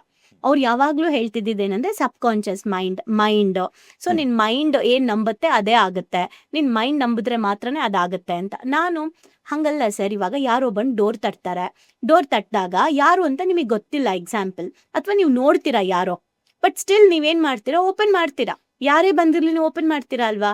ಎಷ್ಟೇ ನಾವು ಇದ್ರೂ ಕೂಡ, ಯಾರು ನಮಗೆ ಕೆಟ್ಟದ್ ಮಾಡಿರೋದು ಬಂದಿದ್ದಾರೆ ಅಂದ್ರೂ ಕೂಡ ಓಪನ್ ಮಾಡಿ ಮಾತಾಡಿಸ್ತೀವಿ. ಸೊ ನೀವು ನಂಬದೇ ಇರಿ, ನೀವು ರಿಸೀವಿಂಗ್ ಮಾಡ್ಕೊಳ್ತಾ ಇರ್ತೀರಾ ಅಂದ್ರೆ ಆ ಎನರ್ಜಿ ಬರ್ತಾನೆ ಇರುತ್ತೆ. ಇನ್ ಕೆಲವ್ರು ಹೇಳ್ತಾರೆ ನಾನು ಡೋರ್ ಹಾಕಿದ್ರೆ ಅದ್ ಹೆಂಗ್ ಬಂದ್ಬಿಡತ್ತೆ ಅಂತ. ಎನರ್ಜಿಗೆ ಡೋರ್ ಹಾಕ್ಬೇಕಾಗಿಲ್ಲ, ಅದು ಬರುತ್ತೆ. ಓಕೆ, ಸೊ ಅವ್ರ ಜೊತೆ ನನ್ಗೆ ಇದೇ ವಾದ ನಡೀತಾ ಇತ್ತು. ಒಂದು ದೊಡ್ಡ ಸಿಚುಯೇಷನ್ ಅವ್ರು ಫೇಸ್ ಮಾಡಿದ್ರು. ಸೊ ಅವಾಗ ಅವ್ರಿಗೆ ರಿಯಲೈಸ್ ಆಗಿ ನನಗೆ ಅವ್ರು ಕಾಲ್ ಮಾಡಿದ್ರು, ಲೈಕ್ ನೀನು ಹೇಳ್ತಾ ಇದ್ದಿದ್ದು ಇವಾಗ ನನಗೆ ಈ ಥರ ಹಿಂಗೆ ಆಗ್ತಾ ಇದೆ, ಸೊ ನಾನು ಮಾತಾಡಬೇಕು, ಒಂದು ಸ್ವಲ್ಪ ತಿಳ್ಕೊಬೇಕು ಅಂತ. ಕಂಪ್ಲೀಟ್ ಅವ್ರು ಹೇಗೆ ಅಂತ ಅಂದರೆ, ಅವ್ರದ್ದೇ ಆದಂಥ ಒಂದು ಝೋನಲ್ಲಿದ್ದರು. ಅಂದರೆ ಇದೆಲ್ಲ ನಾಲೆಜ್ ಮೇಲೆ ಡಿಪೆಂಡ್ ಇದೆ, ಇದೆಲ್ಲ ಸುಳ್ಳು, ಇದೇ ಥರ ಅವ್ರು ಇದ್ದಿದ್ದು. ನಾನು ಈವನ್ ಕ್ರಿಸ್ಟಲ್ಸ್ ಸಜೆಸ್ಟ್ ಮಾಡ್ತಾ ಇದ್ದೆ, ಲೈಕ್ ಬ್ಲ್ಯಾಕ್ ಟರ್ಮಲೈನ್, ಬ್ಲ್ಯಾಕ್ ಅಗೆಟ್, ಇವೆಲ್ಲ ನಮಗೆ ಪ್ರೊಟೆಕ್ಷನ್ ಕ್ರಿಸ್ಟಲ್ಗಳು. ಸೊ ಅಟ್ಲೀಸ್ಟ್ ಕ್ರಿಸ್ಟಲ್ ಆದ್ರೂ ಹಾಕೊಳ್ಳಿ ಅಂತ ನಾನು ಸಜೆಸ್ಟ್ ಮಾಡ್ತಾ ಇದ್ದೆ. ಕೊಟ್ಟಿದ್ದೆ ಸಹ, ನಾನು ನಿಮ್ಗೋಸ್ಕರ ಕೊಡ್ತಾ ಇದ್ದೀನಿ, ತಗೊಳ್ಳಿ, ನೀವು ಚೆನ್ನಾಗಿರ್ಬೇಕು ಅಂತ ಕೊಟ್ಟರೆ ಅದನ್ನ ತಗೊಂಡೋಗಿ ಮನೇಲಿ ಇಟ್ಟಿದ್ರು, ಅವ್ರು ಹಾಕೊಂಡಿರ್ಲಿಲ್ಲ, ಎಲ್ಲೋ ಒಂದ್ ಕಡೆ ಎಲ್ಲೋ ಇಟ್ಬಿಟ್ಟಿದ್ದಾರೆ. ಸೊ ಒಂದು ದಿನ ಒಂದು ಸಿಚುಯೇಷನ್, ಅವರ ಲೈಫಲ್ಲಿ ಫೈನಾನ್ಷಿಯಲಿ ತುಂಬಾ ದೊಡ್ಡ ಪೆಟ್ಟು ತಿಂದ್ರು.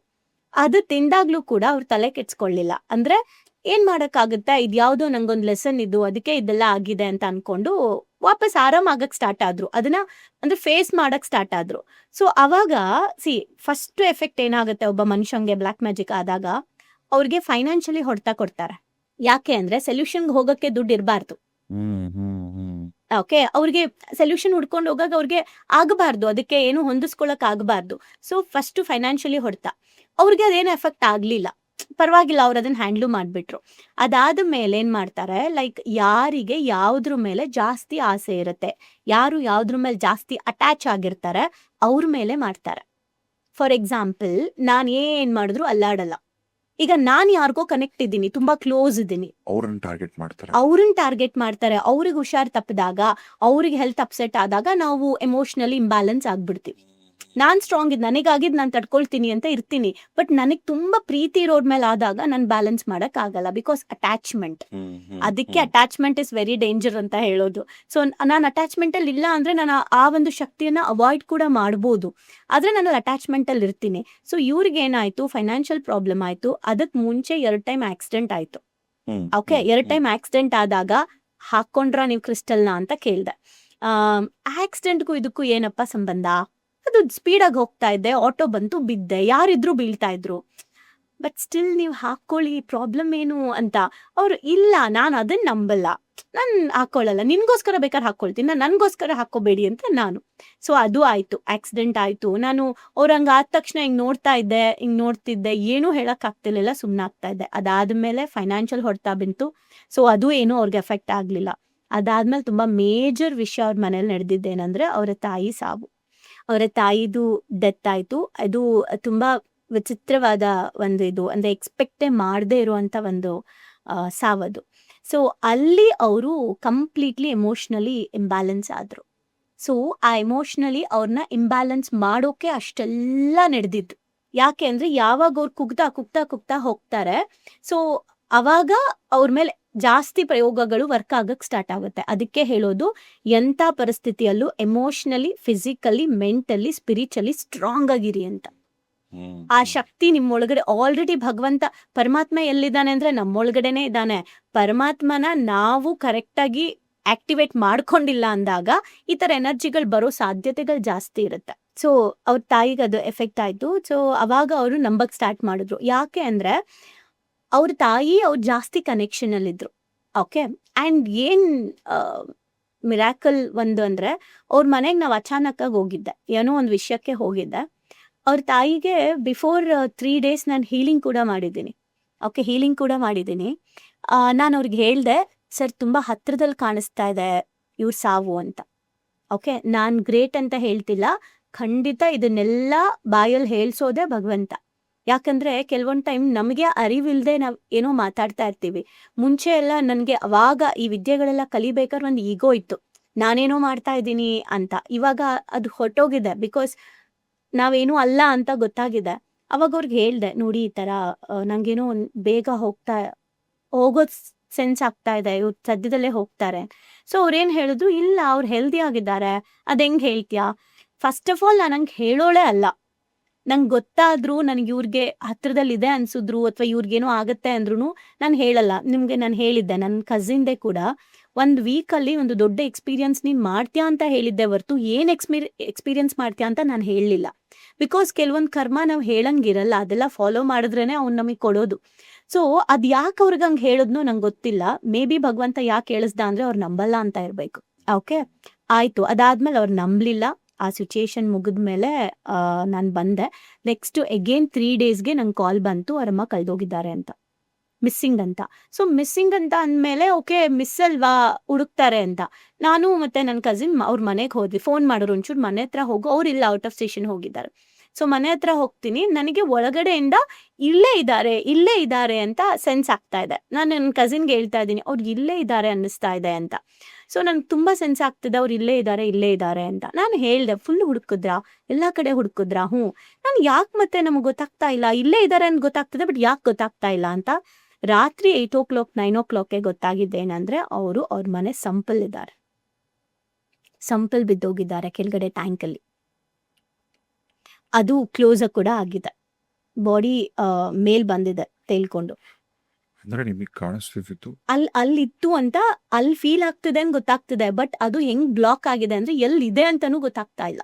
ಸೊ ಆ ಥರ ಕೂಡ ನಮ್ಗೆ ಎನರ್ಜಿ ಬ್ಲಾಕ್ ಮಾಡ್ತಾರೆ ಕೆಲವ್ರು, ಮಾಡ್ಸೋರ್ ಗೊತ್ತಾಗ್ಬಾರ್ದು ಅವರಿಗೆ, ಇವೆಲ್ಲವೂ ನಡೆಯುತ್ತೆ. ಅದೊಂಥರ ಹೆಂಗೆ ಅಂದ್ರೆ, ಅವ್ರು ಎಲ್ಲೋ ಇದ್ರು, ಅವರು ಸಡನ್ ಆಗಿ ಅಂದ್ರೆ ಅವ್ರ ಊರಲ್ಲಿದ್ರು, ಸಡನ್ ಆಗಿ ಯಾವುದೋ ಒಂದು ಸಿಚುಯೇಷನ್ಗೆ ಇವ್ರ ಮನೆ ಕರ್ಕೊಂಡು ಬಂದ್ರು, ಅಲ್ಲೇ ಬಂದು ಆ ಸಂಪಿಗೆ ಯಾಕೆ ಬೀಳ್ಬೇಕಿತ್ತು? ಸೊ ಅದಾದ ಮೇಲೆ ಅದು ಇಮಿಡಿಯೇಟ್ ಆಗಿ 3 days ಅವ್ರ ಕಾರ್ಯ ಮುಗಿಸ್ಬಿಟ್ಟು ನಂಗೆ ಕಾಲ್ ಮಾಡಿದ್ರು. ಇವತ್ತು ನಾನು ನಿನ್ನ ಹತ್ರ ಬಾಯ್ಬಿಟ್ಟು ಒಂದು ವಿಚಾರ ಮಾತಾಡ್ಬೇಕಂತ ಇದ್ದೀನಿ, ಇಷ್ಟು ದಿನ ನೀನು ಹೇಳ್ದೆ ಇರೋದನ್ನ ಇವತ್ತು ನಾನು ಕೇಳಬೇಕು ಅಂತ ಇದ್ದೀನಿ. ನಾನು ಇವತ್ತಿಂದ ಕ್ವೆಶನ್ ಮಾಡಲ್ಲ, ನಾನು ನಂಬ್ತೀನಿ. ಇದು ನನಗೆ ತಿಳ್ಕೋಬೇಕು, ಇದು ಯಾಕಾಯ್ತು ಅಂತ.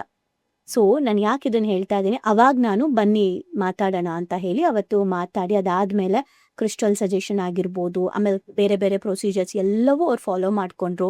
ಇವತ್ತಿಗೂ ರೀಸೆಂಟಾಗಿ ಯಾವುದೋ ವಿಚಾರಕ್ಕೆ ಇದೆಲ್ಲ ಅಂತ ಅಂದ್ರು. ನಾನು ಅಂತೆ ಹಂಗಂತಿದ್ದಂಗೆ ನಂಬ್ತೀನಿ ಅಂತ ಅಂದ್ರು.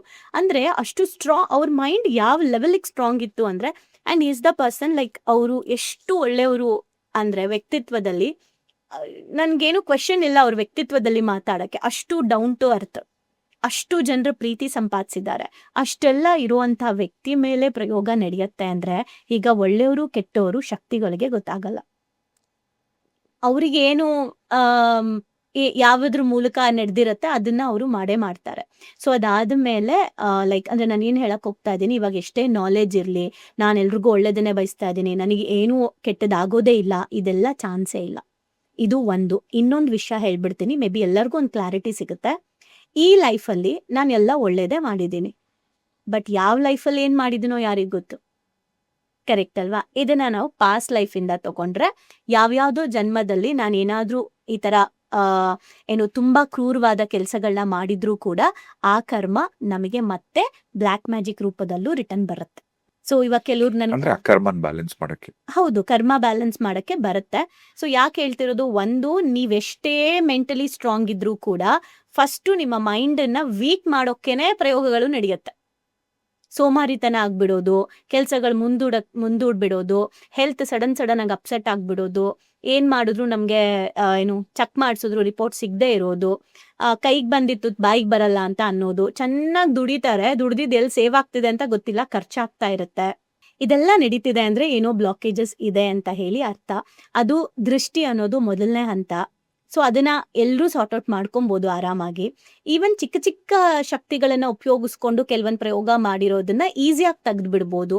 ತುಂಬಾ ದೊಡ್ಡದಾದಂತಹ ಪ್ರಯೋಗಗಳು, ಆತ್ಮ ಪ್ರಯೋಗ ಆ ಥರದ್ ನಡೆದಾಗ, ನೀವಾಗ್ಲೇ ಹೇಳಿದ್ರಿ ಒಂದು ಭೂಮಿಯಲ್ಲಿ ಹೂತಾಕಿರೋದು, ಅದೇ ಥರದ್ದು ಕೂಡ ಈವನ್ ಒಂದು ಮನೆಯಲ್ಲೂ ಕೂಡ, ಅವ್ರ ಮನೇಲಿ ಏನಂದ್ರೆ ಅವ್ರ ಹೆಂಡತಿ ಪದೇ ಪದೇ ಒಳಕ್ ಹೋಗ್ತಾರೆ, ಪದೇ ಪದೇ ಏನು ಜಗಳ ಎಲ್ಲ ಏನಿಲ್ಲ, ಬಟ್ ಅವರು ಹೋಗೋದು ಎಷ್ಟೋ ಸಲ ಇವ್ರು ಕಾಪಾಡಿದ್ದಾರೆ, 2 ಸಲ ಕಾಪಾಡಿದ್ದಾರೆ. ನೆಕ್ಸ್ಟ್ ನನಗೆ ಫೋನ್ ಮಾಡಿದಾಗ ನಾನೇನಂದೆ, 3ನೇ ಸಲಕ್ಕೆ ಬಿಡ್ಲೇಬೇಡಿ ಅವರು ಮಾಡ್ಕೊಳಕ್ಕೆ, ಅಂದ್ರೆ ಆ ಆಪ್ಷನ್ ಕೊಡಬೇಡಿ, ನೀವು ಇವಾಗಾದ್ರೂ ಎಚ್ಚರ ವಹಿಸ್ಕೊಳ್ಳಿ ಅಂತ. ಅವ್ರೇನಂದ್ರೆ ತುಂಬಾ ದೇವ್ರ ಪೂಜೆ ಮಾಡ್ತಾರೆ, ತುಂಬಾ ಕಡೆ ಹೋಗ್ತಾರೆ, ಅಂಡ್ ಎಲ್ಲದಕ್ಕಿಂತ ಹೆಚ್ಚಾಗಿ ಅವರ ತಂದೆ ಮೇಲೆ ದೇವ್ರು ಬರುತ್ತೆ ಅಂತ ಏನ್ ಹೇಳ್ತಾರೆ, ಅವ್ರ ತಂದೆ ಮೇಲೆ ದೇವ್ರು ಬರುತ್ತೆ. ಮನೆಯಲ್ಲೇನೆ ಮನೆ ಪಕ್ಕದಲ್ಲೇನೆ ದೇವಸ್ಥಾನ ಕೂಡ ಇದೆ. ಅವರ ಮನೆ ಹೊಸಲು ಒಳಗಡೆ, ಅಂದ್ರೆ ಅವ್ರದ್ದು ಒಂದು ಕಾಂಪೌಂಡ್ ಏನಿದೆ ಅದ್ರ ಒಳಗಡೆ ಕೂಡ ಅವ್ರಿಗೂ ಸಿಕ್ಕಿದೆ ಇದು. ಸೊ ಇದೆಲ್ಲ ನಾವು ನೋಡಿದ್ರೆ ನಮ್ಮ ಲೋ ಫ್ರೀಕ್ವೆನ್ಸಿ ಇದ್ರೂ ಇದು ಅಟ್ಯಾಕ್ ಆಗುತ್ತೆ, ಗ್ರಹ ದೋಷಗಳಿದ್ರೂ ಅಟ್ಯಾಕ್ ಆಗುತ್ತೆ, ನೀವು ಕೆಟ್ಟ ಚಟಗಳಿದ್ರು ಅಟ್ಯಾಕ್ ಆಗುತ್ತೆ, ನೀವು ಮೆಂಟಲಿ ಸ್ಟ್ರಾಂಗ್ ಇದ್ದೀರಾ ಅಂದ್ರೂ ಅದನ್ನ ವೀಕ್ ಮಾಡೋಕೆ ಕೆಲಸಗಳು ನಡೆಯುತ್ತೆ. ಅಂಡ್ ಏನು ನೀವು ದೇವ್ರ ಪೂಜೆ ಮಾಡ್ತಿದ್ರು ಕೂಡ ದೇವ್ರನ್ನ ಕಟ್ಟಾಕ್ತಾರೆ ಅಂತ ಕೇಳಿದೀರಾ? ದೇವರ ದೈವ ದಿಗ್ಬಂಧನ ಈ ಕಾಂತಾರದಲ್ಲೂ ತೋರಿಸಿದ್ದಾರೆ ಅಲ್ವಾ? ಸೊ ಸುಮ್ನೆ ಅಲ್ಲ. ಸೊ ನಾವು ಯಾವ ದೇವ್ರನ್ನ, ಅದಕ್ಕೆ ಹೇಳೋದು, ನೀವು ಯಾವ್ದಾದ್ರು ಟೆಂಪಲ್ಗೆ ಹೋದ್ರೆ ನೀವು ಫಾಲೋ ಮಾಡ್ತೀರಾ ಒಂದ್ ದೇವಸ್ಥಾನ ಅನ್ಕೊಳ್ಳಿ, ಅಂದ್ರೆ ಒಂದು ದೇವಸ್ಥಾನಕ್ಕೆ ನೀವು ಕಂಪ್ಲೀಟ್ ಡಿವೋಟಿ ಆಗಿದ್ದೀರಾ ಅನ್ಕೊಳ್ಳಿ, ಅಂತ ದೇವಸ್ಥಾನಗಳನ್ನ ಅಥವಾ ಅಂತ ದೇವ್ರ ಫೋಟೋಗಳನ್ನ ಎಲ್ಲೂ ನಾವು ಹಾಕಬಾರ್ದು, ಅಂದ್ರೆ ಇಂಥದ್ ಮಾಡ್ತೀವಿ ತೋರಿಸ್ಬಾರ್ದು. ನೀವು ದೇವಸ್ಥಾನಗಳಿಗೆ ಹೋಗ್ತೀರಾ, ಹಾಕಿ ಏನೋ ನೀವು ಇಂಥ ಟೆಂಪಲ್ ಬಂದಿದೆ ಎಲ್ರಿಗೂ ಒಳ್ಳೇದಾಗ್ಲಿ ಅಂತ ಹಾಕ್ತೀರಾ, ಹಾಕಿ. ಬಟ್ ನೀವು ಪರ್ಸನಲಿ ಯಾವ್ದೋ ಒಂದು ದೇವ್ರನ್ನ ಫಾಲೋ ಮಾಡ್ತಿರ್ತೀರಾ, ಆ ದೇವ್ರಿಗೆ ಗೊತ್ತಾಗ್ಬಾರ್ದು, ಆ ದೇವ್ರ ಯಾವ್ದು ಅಂತ ಗೊತ್ತಾಗ್ಬಾರ್ದು, ಗೊತ್ತಾದ್ರೆ ಆ ದೇವರಿಗೆ ಕಟ್ ಆಗ್ತಾರೆ. ಸೊ ನಾನು ಈ ಹುಡ್ಗಂಗ್ ಅದೇ ಹೇಳಿದ್ದು, ನೋಡಿ ನಮ್ಮ ಮನೇಲೆ ದೇವ್ರಿದೆ, ಅಪ್ಪ ಮೇಲೆ ದೇವ್ರು ಬರುತ್ತೆ, ಯಾಕೆ ಹಿಂಗಾಯ್ತು? ಅವ್ರ ತಂಗಿ ಕೂಡ ಸೂಸೈಡ್ ಮಾಡ್ಕೊಂಡು ಡೆತ್ ಆದ್ರು, ಅವರ ಹೆಂಡತಿ ಕೂಡ ಪದೇ ಪದೇ ಸೂಸೈಡ್ ಮಾಡ್ಕೊಳಕ್ ಟ್ರೈ ಮಾಡ್ತಾ ಇದ್ದಾರೆ. ಸೊ ಅವಾಗ ಅದೇ ಹೇಳಿದ್ದು, ನೋಡಿ ನಿಮ್ಮ ಮನೇಲಿ ದೇವ್ರು ಇರ್ಬೋದು, ದೇವ್ರು ನಿಮ್ಮ ಮೈ ಮೇಲೆ ಬರ್ಬೋದು, ಆದ್ರೆ ಈ ಪ್ರಯೋಗಗಳಾಗ್ಬೇಕಾದ್ರೆ ದೇವ್ರಿಗೂ ಕೂಡ ದಿಗ್ಬಂಧನ ಮಾಡೋ ಚಾನ್ಸಸ್ ಇರುತ್ತೆ, ಕಟ್ಟಾಕೋ ಚಾನ್ಸಸ್ ಇರುತ್ತೆ. ನೀವು ಬೇರೆ ಕಡೆ ಮಾಡ್ಬೇಕು, ಬೇರೆ ಟ್ರೈ ಮಾಡ್ಬೇಕು ಅಂದಾಗ ಅವ್ರು ಅಲ್ಲಿ ಹೋಗಿ ಸೊಲ್ಯೂಷನ್ ತಗೊಂಡ್ರು. ಓಕೆ, ಈಗ ಈ ಬ್ಲ್ಯಾಕ್ ಮ್ಯಾಜಿಕ್ ಮುಖಾಂತರ ಲೆಟ್ಸೆ ಈಗ ನಾವು ಎಷ್ಟೋ ಕೇಸ್ಗಳು ನೋಡಿರ್ತೀವಿ, ದೊಡ್ಡ ರಾಜಕೀಯ ವ್ಯಕ್ತಿಗಳು ಅಥವಾ ದೊಡ್ಡ ಸಿನಿಮಾ ಸ್ಟಾರ್ಗಳು ಬ್ಯಾಕ್ ಟು ಬ್ಯಾಕ್ ಹಿಟ್ಸ್ ಕೊಡ್ತಿರ್ತಾರೆ. ಒಬ್ಬ ರಾಜಕೀಯ ವ್ಯಕ್ತಿ ತುಂಬಾ ಎತ್ತರ ಬೆಳೆದಿರ್ತಾರೆ, ಒಂದೊಂದ್ಸರಿ ಅವ್ರ ಗ್ರಾಫ್ ಹೆಂಗಾಗತ್ತೆ ಅಂದ್ರೆ ಅವ್ರು ಎಲ್ಲಿದ್ದಾರೆ ಏನ್ ಮಾಡ್ತಾರೆ ಅಂತ ಕೂಡ ಗೊತ್ತಾಗಲ್ಲ. ಈಗ ಒಂದ್ ಕಾಲದಲ್ಲಿ ತುಂಬಾ ಚೆನ್ನಾಗಿ ಮಿಂಚಿದಂತ ಹೀರೋಯಿನ್ ಆಗ್ಬೋದು, ಹೀರೋಗಳಾಗ್ಬೋದು, ಯಾರು ಅಂದ್ರೆ ಎಲ್ಲೋ ಮರೆ ಹಾಕ್ಬಿಟ್ಟು ಎಲ್ಲೋ ಬದುಕ್ತಿರ್ತಾರೆ. ಅಂದ್ರೆ ಇದು ಯಾರಿಗೆ ಅಂದ್ರೆ ಏನೇನ್ ನಡೆದಿರುತ್ತೋ ಗೊತ್ತಿಲ್ಲ. ಈಗ ಅದೇ ತರ ಒಬ್ಬ ವ್ಯಕ್ತಿಗೆ ಆತನ ಮೇಲೆ ಬ್ಲ್ಯಾಕ್ ಮ್ಯಾಜಿಕ್ ಆಗಿದೆ ಅಂತ ಆತನೇ ಹೆಂಗ್ ಕಂಡಿಡ್ಕೊಬಹುದು? ಓಕೆ, ಮೊದಲನೇದು ತುಂಬಾ ನಿದ್ದೆ ಬರ್ತಾ ಇರುತ್ತೆ. ಫಸ್ಟ್ ಥಿಂಗ್ ಈಗ್ಲೇ ಹೇಳ್ಬಿಡೋಣ ಇಬ್ರು ಕೂಡ ಒಂದು ಇದು, ನೀವು ಸರಿಯಾಗಿ ಊಟ ಮಾಡ್ದೆ ಆಯ್ತಾ, ಸರಿಯಾಗಿ ಊಟ ಮಾಡಿದೆ, ಸರಿಯಾಗಿ ರೆಸ್ಟ್ ಮಾಡಿದೆ, ಒಂದು ಒಳ್ಳೆ ಥಾಟ್ಸ್, ಒಳ್ಳೆ ಹ್ಯಾಬಿಟ್ಸ್, ಗುಡ್ ಹ್ಯಾಬಿಟ್ಸ್ಗಳನ್ನ ಏನೂ ಇಟ್ಕೊಳ್ದೆ, ನನ್ನ ಲೈಫಲ್ಲಿ ನಂಗೆ ನಿದ್ದೆ ಬರ್ತಾ ಇಲ್ಲ, ನನಗೆ ಕನ್ಸುತ್ತಾ ಬ್ಲ್ಯಾಕ್ ಆಗ್ತಾ ಇದೆ, ಆಮೇಲೆ ಇದಕ್ಕೆ ರಿಲೇಟ್ ಮಾಡ್ಬಿಡಿ. ಇದಕ್ಕೆ ಮಾಡಬೇಡಿ ಆಯ್ತಾ. ಹೆಲ್ತ್ದು ಬೇರೆ, ಫಿಸಿಕಲಿ ಹೆಲ್ತು, ಮೆಂಟಲ್ ಹೆಲ್ತ್, ಇದಕ್ಕೂ ಮೀರಿ ನಾವು ಮಾತಾಡ್ತಾ ಇರೋದು ಇವಾಗ. ಫಸ್ಟು ಅವ್ರು ತೋರಿಸ್ಕೋಬೇಕಾಗಿರೋದು ಫಿಸಿಕಲ್ ಹೆಲ್ತ್ ಚೆಕಪ್ ಎಲ್ಲ ಮಾಡ್ಕೋಬೇಕು, ಅದ್ ರೂಟ್ ಕಾಸ್ ಏನು ಅಂತ ನೋಡಬೇಕು. ಅಲ್ಲೂ ಅವ್ರಿಗೆ ಸಿಗ್ಲಿಲ್ಲ ಅಂದ್ರೆ ಮೆಂಟಲ್ ಹೆಲ್ತ್, ಸೈಕ್ಯಾಟ್ರಿಸ್ಟ್ ಅಥವಾ ಹೀಲಿಂಗ್, ಈ ಪ್ರೊಸೀಜರ್ಸ್ಗೆ ಹೋಗ್ಬೇಕು. ಅಲ್ಲೂ ಆಗಿಲ್ಲ ಅಂದ್ರೆ ಮಾತ್ರ ನಾವು ನೆಕ್ಸ್ಟ್ ನೋಡ್ಕೋಬೇಕು, ಈ ಥರದ್ದೇನೋ ನಡೆದಿರಬಹುದು ಅಂತ. ಸುಮ್ಮನೆ ಒಂದೇನೋ ಹೊಟ್ಟೆ ನೋವು ಬಂತು, ನಂಗೇನೋ ಮಾಡ್ಸಿದ್ದಾರೆ, ಹಂಗೆಲ್ಲ ಅಲ್ಲ. ಇದೇನೋ ಮಾಡ್ಸಿದ್ದಾರೆ ಅನ್ನೋದು ಒಂದು ಆಟ ಅಂತ ಅನ್ಕೋಬೇಡಿ. ಎಲ್ಲರಿಗೂ ಆಗಿದೆ ಅನ್ನೋ. ಇವಾಗ ಇನ್ನೊಂದು ಏನಾಗ್ಬಿಟ್ಟಿದೆ, ದುಡ್ಡು ಇಸ್ಕೊಳಕ್ಕೆ ಕೆಲವು ಏನಂತಾರೆ ಶಾಸ್ತ್ರಗಳಲ್ಲಿ, ನಿಮ್ಗೆ ದೊಡ್ಡದಾದ ಬ್ಲ್ಯಾಕ್ ಮ್ಯಾಜಿಕ್ ಆಗಿದೆ, ಸೊ ನೀವು ಇದನ್ನ ಮಾಡಿಸ್ಬಿಡಿ, ಇದು ಹೋಗ್ಬಿಡತ್ತೆ ಅಂತ ಸುಮ್ನೆ ಹೇಳ್ತಾರೆ. ಬಟ್ ಎಷ್ಟೋ ಜನ ನಿಜಕ್ಕೂ ನೋಡಿ ಅದನ್ನ ಮನ್ಸಾರೆ ಭಗವಂತನ ಪ್ರಾರ್ಥನೆ ಮಾಡಿ ಅದನ್ನ ಸೊಲ್ಯೂಷನ್ ಕೊಟ್ಟು ಅದನ್ನ ತೆಗ್ಯೋರು ಇದ್ದಾರೆ. ಎರಡೂ ಇದ್ದಾರೆ, ಕೆಟ್ಟದ್ದು ಒಳ್ಳೇದು ಹೇಗಿದ್ಯೋ ಪಾಪ ನಿಜವಾಗ್ಲೂ ಸೇವೆ ಮಾಡ್ತಾ ಇರೋರು ಇದ್ದಾರೆ, ಬರೀ ದುಡ್ಡುಗೋಸ್ಕರ ಮಾಡ್ತಾ ಇರೋರು ಇದ್ದಾರೆ. ಸೊ ಹಂಗಾಗಿ ಇದು ಹೆಂಗಾಗಿದೆ ಅಂತ ಗೊತ್ತು ಮಾಡ್ಕೋಬೇಕು ಅಂದ್ರೆ, ತುಂಬಾ ನಿದ್ದೆ ಬರೋದು, ಸ್ಪೆಷಲಿ ರಾತ್ರಿ ನಿದ್ದೆ ಬರಲ್ಲ, ಬೆಳಗ್ಗೆ ನಿದ್ದೆ ಬರುತ್ತೆ, ಆ ಥರದ್ದು ನಡೆದಿದೆ ಅಂತ ಅಂದ್ರೆ ಅವ್ರಿಗೆಲ್ಲೋ ಒಂದ್ ಕಡೆ ಬ್ಲ್ಯಾಕ್ ಮ್ಯಾಜಿಕ್ ಆಗಿರಬಹುದು ಅಂತ ಅರ್ಥ ಮಾಡ್ಕೊಬೇಕು. ನಾನು ಆಗ್ಲೇ ಹೇಳ್ದೆ, ಫಿಸಿಕಲಿ ಮೆಂಟಲಿ ಬಿಟ್ಟು ಇದು ಅದಕ್ಕೂ ಮೀರಿ ಆಗ್ತಾ ಇದೆ. ನೆಕ್ಸ್ಟು, ಊಟ ತಿನ್ನಕ್ಕೆ ಯಾವುದು ಹಸ್ವಾಗಲ್ಲ, ಇಂಥದ್ದು ಬೇಕು ಅಂತ ಅನ್ಸಲ್ಲ, ಬಾಯಿ ರುಚಿ ಅಂತ ಅನ್ಸಲ್ಲ. ಮೂರನೇದು, ಎಲ್ಲರ ಜೊತೆ ಇರಬೇಕು ಅಂತ ಅನ್ಸಲ್ಲ, ಯಾವಾಗಲೂ ಒಬ್ಬರೇ ಕುತ್ಕೊಂಡಿರೋದು, ಏನೋ ಯೋಚನೆ ಮಾಡ್ತಾ ಇರೋದು ಅದು. ಆಮೇಲೆ ನಿಮ್ಮ ಆಕ್ಟಿವಿಟಿ ಅಂದ್ರೆ ನಿಮ್ಮ ಚುರುಕುತನ ಅಂತ ಏನು ಹೇಳ್ತೀವಿ, ನಿಮ್ಮ ಆಕ್ಟಿವಿಟೀಸ್ ಕಡಿಮೆ ಆಗುತ್ತೆ. ಅಂದ್ರೆ ನಿಮ್ಮ ಎಫರ್ಟ್ ಜಾಸ್ತಿ ಆಗಕ್ಕೆ ಹಾಕ್ತೀರಾ, ಬಟ್ ಅಲ್ಲಿ ರಿಸಲ್ಟ್ ಬರಲ್ಲ. ಇನ್ನೊಂದು, ನಿಮಗೆ ಕೆಲಸ ಮಾಡಕ್ ಆಗಲ್ಲ. ಇದೆಲ್ಲ ಇಲ್ಲಿ ನಾವು ನೋಡ್ಕೋಬಹುದು. ಇನ್ನ ಹೆಲ್ತ್ ಅಂತ ಬಂದಾಗ, ನೀವು ಡಾಕ್ಟರ್ಸ್ ಹತ್ರ ಹೋದಾಗ ಏನು ರಿಪೋರ್ಟ್ ಎಲ್ಲ ನಾರ್ಮಲ್ ಇದೆ, ಎಲ್ಲ ನಾರ್ಮಲ್ ಇದೆ, ಈ ತರ ನಾನು ಮಾಡ್ದಾಗ್ಲೇ ಹೇಳೋದು. ಮತ್ತೆ ಎಲ್ಲ ನಾರ್ಮಲ್ ಇದ್ಮೇಲೆ ಏನಿದು ಕಾಯಿಲೆ, ಅದೇ ನಂಗೂ ಗೊತ್ತಾಗ್ತಾ ಇಲ್ಲ ಅಂತಾರೆ ಡಾಕ್ಟರ್ಸ್. ಈವನ್ ಸೈನ್ಸ್ ಕೂಡ ನನಗೂ ಗೊತ್ತಾಗ್ತಾ ಇಲ್ಲ ಅನ್ನೋ ಸ್ಟೇಟ್ಮೆಂಟ್ ಕೊಡ್ತಾರಲ್ವಾ. ಸೊ ನಾನು ಸೈನ್ಸ್ ವೀಕ್ ಅಂತ ಹೇಳ್ತಿಲ್ಲ, ಸ್ಪಿರಿಚುವಲ್ ಗ್ರೇಟ್ ಅಂತ ಹೇಳ್ತಿಲ್ಲ. ಎಲ್ಲದಕ್ಕೂ ಅದಕ್ಕೆ ಅದರದೇ ಆದಂತ ಶಕ್ತಿ ಇದೆ. ಆ ಶಕ್ತಿ ಪ್ರಕಾರ ಅದು ಸೊಲ್ಯೂಷನ್ ಕೊಡುತ್ತೆ ಅಷ್ಟೇ. ಅಲ್ಲ, ನನಗೆ ಇದು ಒಳ್ಳೆ ಟೈಮು. ನಾನು ನಿಮಗೆ ನಿಜವಾಗ್ಲೂ ಥ್ಯಾಂಕ್ಸ್ ಅಲ್ಲ, ದೊಡ್ಡ ಗ್ರ್ಯಾಟಿಟ್ಯೂಡ್ ತಿಳಿಸ್ತೀನಿ. ಬಿಕಾಸ್ ನೀವು ನಿಮ್ಮ ತಮ್ಮ ವಿಟ್ನೆಸ್ ಮಾಡಿದ್ರು ನಮ್ಮ ಮನೆಗೆ ಬಂದಾಗಲೂ ಕೂಡ. ನಮ್ಮ ಸಿಂಬಂದು ಒಂದು ಪಾಡ್ಕಾಸ್ಟ್ ಅಲ್ಲಿ ನಾನು ಹೇಳಿದ್ದೆ ಇದನ್ನ. ನಮ್ಮ ಸಿಂಬ, ನಮ್ಮ ಪೆಟ್ಟೇನಿದಾನಲ್ಲ, ಅವನಿಗೆ ಹಾಸ್ಪಿಟ್ಲಲ್ಲಿ ತೋರಿಸಿ 2 ತಿಂಗಳು ಹಾಸ್ಪಿಟ್ಲಲ್ಲಿ ಇಟ್ಟು, ನೀವು ನೋಡಿದ್ರಿ ಅವನ ಪರಿಸ್ಥಿತಿ, ನೀವು ನೋಡಿದ್ರಿ. ಕೊನೆಗೆ ಹಾಸ್ಪಿಟ್ಲಲ್ಲಿ ಒಂದು ಹಾಸ್ಪಿಟ್ಲಿಂದ ಇನ್ನೊಂದು ಕಡೆ ಶಿಫ್ಟ್ ಮಾಡಿದ್ವಿ. ಏನು ಈ ಪಾಪ ಪೆಟ್ ಕ್ಲಿನಿಕ್ ಹೋಗೋಕ್ಕೆ ಭಯ ಆಗತ್ತೆ. 1-2.5 ಲಕ್ಷ ದುಡ್ಡು ಕಿತ್ಕೊಂಡಿದ್ರು, ಏನೇನೋ ಟೆಸ್ಟ್ಗಳಂತೆ. ಪಾಪ ಮಗು ತುಂಬಾ ಹಿಂಸೆ ಕೊಟ್ಟಿದ್ರು. ಫೈನಲಿ ಹೇಳ್ಬಿಟ್ಟಿದ್ರು ಅವ್ನು ಹಾಸ್ಪಿಟ್ಲಲ್ಲಿ, ಅಷ್ಟೇ ಮುಗೀತು, 2-3 ದಿನ ಅಷ್ಟೇ ಬದುಕಿರ್ತೆ ಅಂತ. ನಮಗೆ ನಿಜವಾಗ್ಲೂ ನಾನು ಅನ್ಕೋತೀನಿ, ದೇವ್ರು ನಿಮ್ಮನ್ನ ಕಳಿಸ್ಕೊಟ್ಟ ಅವತ್ತು ಅಂತ. ಅವತ್ತು ನೀವು ಬಂದು ನೀವು ಅವತ್ತು ಹೇಳಿದ್ರಿ, ಗೊತ್ತಲ್ಲ ನಿಮ್ಗೆ ಅವತ್ತು ಏನೇನು ಆಯ್ತು ಅಂತ. ಅದ್ ಹೆಂಗದು 2.5 ಲಕ್ಷ ರೂಪಾಯಿ ಖರ್ಚು ಮಾಡಿ ಮಗುಗೆ ಏನೋ ಟ್ರೀಟ್ಮೆಂಟ್ ಆಗುತ್ತೆ. ಸಿಂಬನ ಅಷ್ಟೇ ಅಂತಂದ್ರು, ಒಂದು ಅವ್ರ ಗುರುಗಳ ಕೊಟ್ಟಂತದ್ದು ಒಂದು ಹೋಲಿ ವಾಟರ್ ಅಷ್ಟೇ, ಒಂದು ಸಣ್ಣ ಮೆಡಿಸಿನ್, ಒಂದು ಹೋಲಿ ವಾಟರ್ ಅಲ್ಲೇ ಎಷ್ಟ್ ಚೆನ್ನಾಗಿ ಸಿಂಬ ಓಡಾಡಕ್ ಶುರು ಮಾಡ್ಬಿಟ್ಟ, ಎಷ್ಟ್ ಚೆನ್ನಾಗಿ ಎಲ್ಲ ಆಯ್ತು. ಅಂದ್ರೆ ನಿಜವಾಗ್ಲೂ ಖಂಡಿತ ಇದೆ. ಇದು ಯಾವ್ದೇ ತರದ ಮೂಢನಂಬಿಕೆ ಎಲ್ಲ, ನಾನೇ ಖುದ್ದು ನನ್ನ ಎಕ್ಸ್ಪೀರಿಯನ್ಸ್, ನಮ್ಮ ಮನೇಲಿ ನಡೆದಂತ ಒಂದು ಘಟನೆ. ಅದೇ ಅನುಭವಗಳಾಗಿರೋರು ಅವ್ರಿಗೆ ಮಾತ್ರನೇ. ಅದಕ್ಕೆ ಆ ನೋವು ಅವ್ರಿಗೆ ಮಾತ್ರ ಇರುತ್ತೆ. ಇದು ಹೆಂಗೆ ಅಂದ್ರೆ, ಈಗ ಪ್ರೆಗ್ನೆನ್ಸಿ ಪೇನ್ ಯಾರಿಗ್ ಗೊತ್ತಿರುತ್ತೆ? ಹೆಣ್ಮಕ್ಳಿಗೆ ಗೊತ್ತಿರುತ್ತೆ. ಪೀರಿಯಡ್ಸ್ ಮಂತ್ಲಿ ಬಂದಾಗ ಅದು ಏನ್ ಪೇನ್ ಆಗುತ್ತೆ, ಹಾರ್ಮೋನ್ ಅದು ನಮಗೆ ಹೆಣ್ಮಕ್ಳಿಗೆ ಮಾತ್ರ ಗೊತ್ತಿರುತ್ತೆ. ಅಷ್ಟಕ್ಕೆ ಹಂಗಾಡ್ತಿಯಲ್ಲ, ಎದ್ದು ಓಡಾಡು, ಕೆಲಸ ಮಾಡು ಅಂತ ಕೆಲವು ಜನ್ಸ್ ಹೇಳ್ತಾ ಇರ್ತಾರೆ, ಈಗ್ಲೂ ಹೇಳೋರಿದ್ದಾರೆ. ಯಾಕಂದ್ರೆ ಅವ್ರಿಗೆ ಪೇನ್ ಗೊತ್ತಾಗಲ್ಲ, ಅದು ಸುಳ್ಳು, ಅವ್ರು ರೆಸ್ಟ್ ತಗೊಳಕ್ ಸುಳ್ಳು ಹೇಳ್ತಾ ಇದಾರೆ ಅಂತೆಲ್ಲ ಇದಾರೆ ಈಗ್ಲೂ. ಎಷ್ಟೊಂದು ಕೌನ್ಸಿಲಿಂಗ್ಸ್ಗಳು ಬರುತ್ತೆ. ಆದ್ರೆ ಆ ಅನುಭವ ಮಾಡಿದವ್ರಿಗೆ ಮಾತ್ರ ಗೊತ್ತು. ಅದಕ್ಕೆ ಇದು ಯಾರು ಅನುಭವಿಸಿದ್ದಾರೆ, ಅನುಭವಿಸಬಾರ್ದು ಅಂತಿದ್ರೆ ಅಟ್ಲೀಸ್ಟ್ ಎಚ್ಚರಿಕೆ ವಹಿಸ್ಕೊಳ್ಳಿ. ಆದ್ರೆ ಮೂಢನಂಬಿಕೆಗಳಿಗೆ ಹೋಗ್ಬೇಡಿ. ಅಂದ್ರೆ ಈಗ ಸುಮ್ನೆ ಸಿಕ್ಕಿದ್ದಕ್ಕೆಲ್ಲ ನಂಗೇನೋ ಈಗ ಯಾರೋ ಬ್ಲಾಕ್ ಮ್ಯಾಜಿಕ್ ಮಾಡ್ತೀವಿ, ತೆಗಿತೀವಿ, ಬನ್ನಿ ಅಂತ ಹುಚ್ಚುಚ್ಚ ಕೆಲ್ಸಗಳ ದುಡ್ಡು ಖರ್ಚು ಮಾಡೋದು ಅಂತದೆಲ್ಲ ಮಾಡ್ಕೊಂಬೇಡಿ. ಹೌದು, ನಿಮ್ಮನ್ನ ನೀವು ಸ್ಟ್ರಾಂಗ್ ಕಾನ್ಶಿಯಸ್ನೆಸ್, ವೆರಿ ಸಿಂಪಲ್, ಪ್ರಜ್ಞೆ ಬೆಳೆಸ್ಕೊಬೇಕು. ಯಾರು ಅವೇರ್ನೆಸ್ ಬೆಳೆಸ್ಕೊಳ್ತಾರೆ ಅವ್ರಿಗೆ ಎಷ್ಟೊಂದು ಸೊಲ್ಯೂಷನ್ ಅವ್ರ ಒಳಗಡೆನೆ ಇರುತ್ತೆ. ಅಂಡ್ ಇನ್ನೊಂದು ಏನಂದ್ರೆ, ಅವ್ರು ಯಾವಾಗ ಅವೇರ್ನೆಸ್ ಬೆಳೆಸ್ಕೊಳಕ್ ಸ್ಟಾರ್ಟ್ ಆಗ್ತಾರೆ ಅವಾಗ ಆಪರ್ಚುನಿಟಿ ಸಿಗುತ್ತೆ ಅವ್ರಿಗೆ. ಅಂದ್ರೆ ಅವರಿಗೆ ಸರಿಯಾದಂತ ಗುರು ಸಿಗ್ತಾರೆ, ಯಾರೋ ಕರೆಕ್ಟ್ ರೈಟ್ ಪರ್ಸನ್ ಸಿಗ್ತಾರೆ ಅವ್ರ ಲೈಫಲ್ಲಿ, ಅದನ್ನ ತೆಗಿಯೋಕ್ ಹೆಲ್ಪ್ ಮಾಡ್ತಾರೆ. ಭಗವಂತನೇ ಯಾರನ್ನಾದ್ರೂ ಕಳಿಸ್ತಾನೆ ಆ ಸೊಲ್ಯೂಷನ್ ಕೊಡಕ್ಕೋಸ್ಕರ. ನಮ್ಗೆ ನೇರವಾಗಿ ತೆಗೆದು ಕೊಡಲ್ಲ ಅದು. ಸೊಲ್ಯೂಷನ್ಸ್‌ನ ಆಪರ್ಚುನಿಟೀಸ್ ಮೂಲಕ ಕೂಡ ಮಾಡ್ತಾರೆ ನಿಮ್ಮೊಳಗಡೆ ಕಾನ್ಷಿಯಸ್ನೆಸ್ ಬಂದಾಗ. ನಿಮ್ಮಲ್ಲಿ ನಿಮ್ಮ ವೈಬ್ರೇಷನ್ಸ್ ನೀವು ಜಾಸ್ತಿ ಇಟ್ಕೊಂಡಾಗ ಹೌದು. ಯೂನಿವರ್ಸ್ ಮುಖಾಂತರ ಉತ್ತರ ಸಿಗುತ್ತೆ ನಿಮಗೆ. ಹೌದು. ನಿಮ್ಗೆ ಯಾರೋ ಒಬ್ರು ಖಂಡಿತ ಬಂದೇ ಬರ್ತಾರೆ ಖಂಡಿತ. ಸಪೋರ್ಟ್ ಮಾಡಕ್ಕೆ. ಅದನ್ನೇ ನಾನು ಹೇಳಿದ್ದು ದೈವಬಲ. ನಮ್ಮಲ್ಲಿ ದೈವಬಲ ಇದ್ರೆ ಮಾತ್ರನೇ ಇದೆಲ್ಲ ವರ್ಕ್ ಆಗುತ್ತೆ. ಇಲ್ಲ ಈವನ್ ಗ್ರಹ ದೋಷಗಳಿದ್ರೂನು ನಮ್ಮನ್ ಕಾಯೋ ಒಂದು ದೈವ ನಮ್ ಜೊತೆಲಿ ಇದ್ಬಿಟ್ರೆ ಆ ದೋಷಗಳನ್ನು ಕೂಡ ಆ ದೈವನೇ ಬ್ಯಾಲೆನ್ಸ್ ಮಾಡುತ್ತೆ. ಸೊ ನಾವು ಫಸ್ಟ್ ಮಾಡ್ಕೊಬೇಕಾಗಿರೋದು ದೈವ ಬಲಕ್ಕೆ ಕನೆಕ್ಟ್ ಆಗ್ಬೇಕು. ಅದಕ್ಕೆ ಆಧ್ಯಾತ್ಮಕ್ಕೆ ಹೋಗಿ ಪ್ರಾಕ್ಟೀಸ್ ಮಾಡಿ ಸುಮ್ನೆ ಆಧ್ಯಾತ್ಮದಲ್ಲಿ ಕುತ್ಕೊಂಡ್ ಬರೋದ್ರಿಂದ ವರ್ಕ್ ಆಗಲ್ಲ. ಅಂದ್ರೆ ಏನೋ ಒಂದು ಪ್ರಾಕ್ಟೀಸ್ಗೆ ಹೋಗ್ತೀನಿ ಕಲ್ತ್ಕೊಂಡ್ ಬರ್ತೀನಿ ಅಲ್ಲ, ಅದು ಸಾಧನ ಮಾಡ್ಬೇಕು. ಸಾಧನೆಯಲ್ಲಿದ್ದವ್ರಿಗೆ ಅದು ಟಚ್ ಆಗಲ್ಲ. ಟಚ್ ಆದ್ರೂ ಒಂಥರ ಹೆಂಗೆ ಅಂದ್ರೆ ಈ ಚಾಕುಲಿ ಚುಚ್ಚೋ ಜಾಗದಲ್ಲಿ ಸೂಜಿಲ್ ಚುಚ್ಚಿ ಹೋಗುತ್ತೆ. ಕರ್ಮ ಇದ್ರೆ ನಮ್ದು ಒಂದು ಈಗ 2 ವರ್ಷದ್ದೇನೋ ಕರ್ಮ ಇರುತ್ತೆ, ನಮ್ಗೊಂದು 2 ಮಂತ್ಸಲ್ಲಿ ಆ ಪ್ರಾಬ್ಲಮ್ ಸಾಲ್ವ್ ಆಗುತ್ತೆ. ಬರುತ್ತೆ, ಪ್ರಾಬ್ಲಮ್ ಬರಲ್ಲ ಅಂತ ಅಲ್ಲ, ಕರ್ಮ ಪ್ರಕಾರ ಬರುತ್ತೆ. ಬಟ್ 2 ವರ್ಷದಲ್ಲಿ ನಮ್ಗೆ ಸೊಲ್ಯೂಷನ್ ಸಿಗೋದು 2 ತಿಂಗಳಲ್ಲಿ ಸಿಗುತ್ತೆ, ನೀವು ದೈವ ಬಲ ಸ್ಟ್ರಾಂಗ್ ಮಾಡ್ಕೊಂಡ್ರೆ.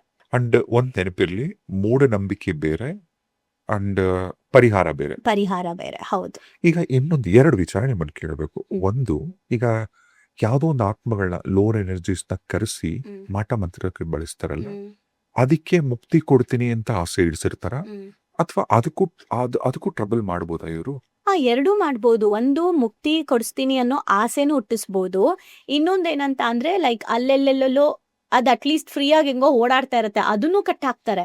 ಅಂದ್ರೆ ಏನಾಗುತ್ತೆ, ಅದು ಅತೃಪ್ತ ಆತ್ಮಗಳನ್ನ ಕರೆಸಿದಾಗ್ಲೂ ಕೂಡ ಅವು ಕೂಡ ಹೇಳುತ್ತೆ, ಆಲ್ರೆಡಿ ನಾನು ಅನ್ಭವಿಸೇ ಸತ್ತಿದ್ದೀನಿ, ಈಗ ನಂಗೆ ಮೇಲೂ ಹೋಗಕ್ಕಾಗ್ದೆ ಕೆಳಗೂ ಬರಕ್ಕಾಗ್ದೆ ಒದ್ದಾಡ್ತಾ ಇದ್ದೀನಿ, ನೀನು ಮತ್ತೆ ಇನ್ನೊಂದ್ ಸ್ವಲ್ಪ ಕರ್ಮನ್ ಯಾಕೆ ಕೊಡ್ತೀರಾ ನನಗೆ ಅಂತ ಅದು ಕೇಳುತ್ತೆ. ಈಸಿಯಾಗಿ ತಗೊಳಲ್ಲ, ನಾನ್ ಮಾಡಲ್ಲ ಅಂತಾನೆ ಹೇಳುತ್ತೆ ಅದು.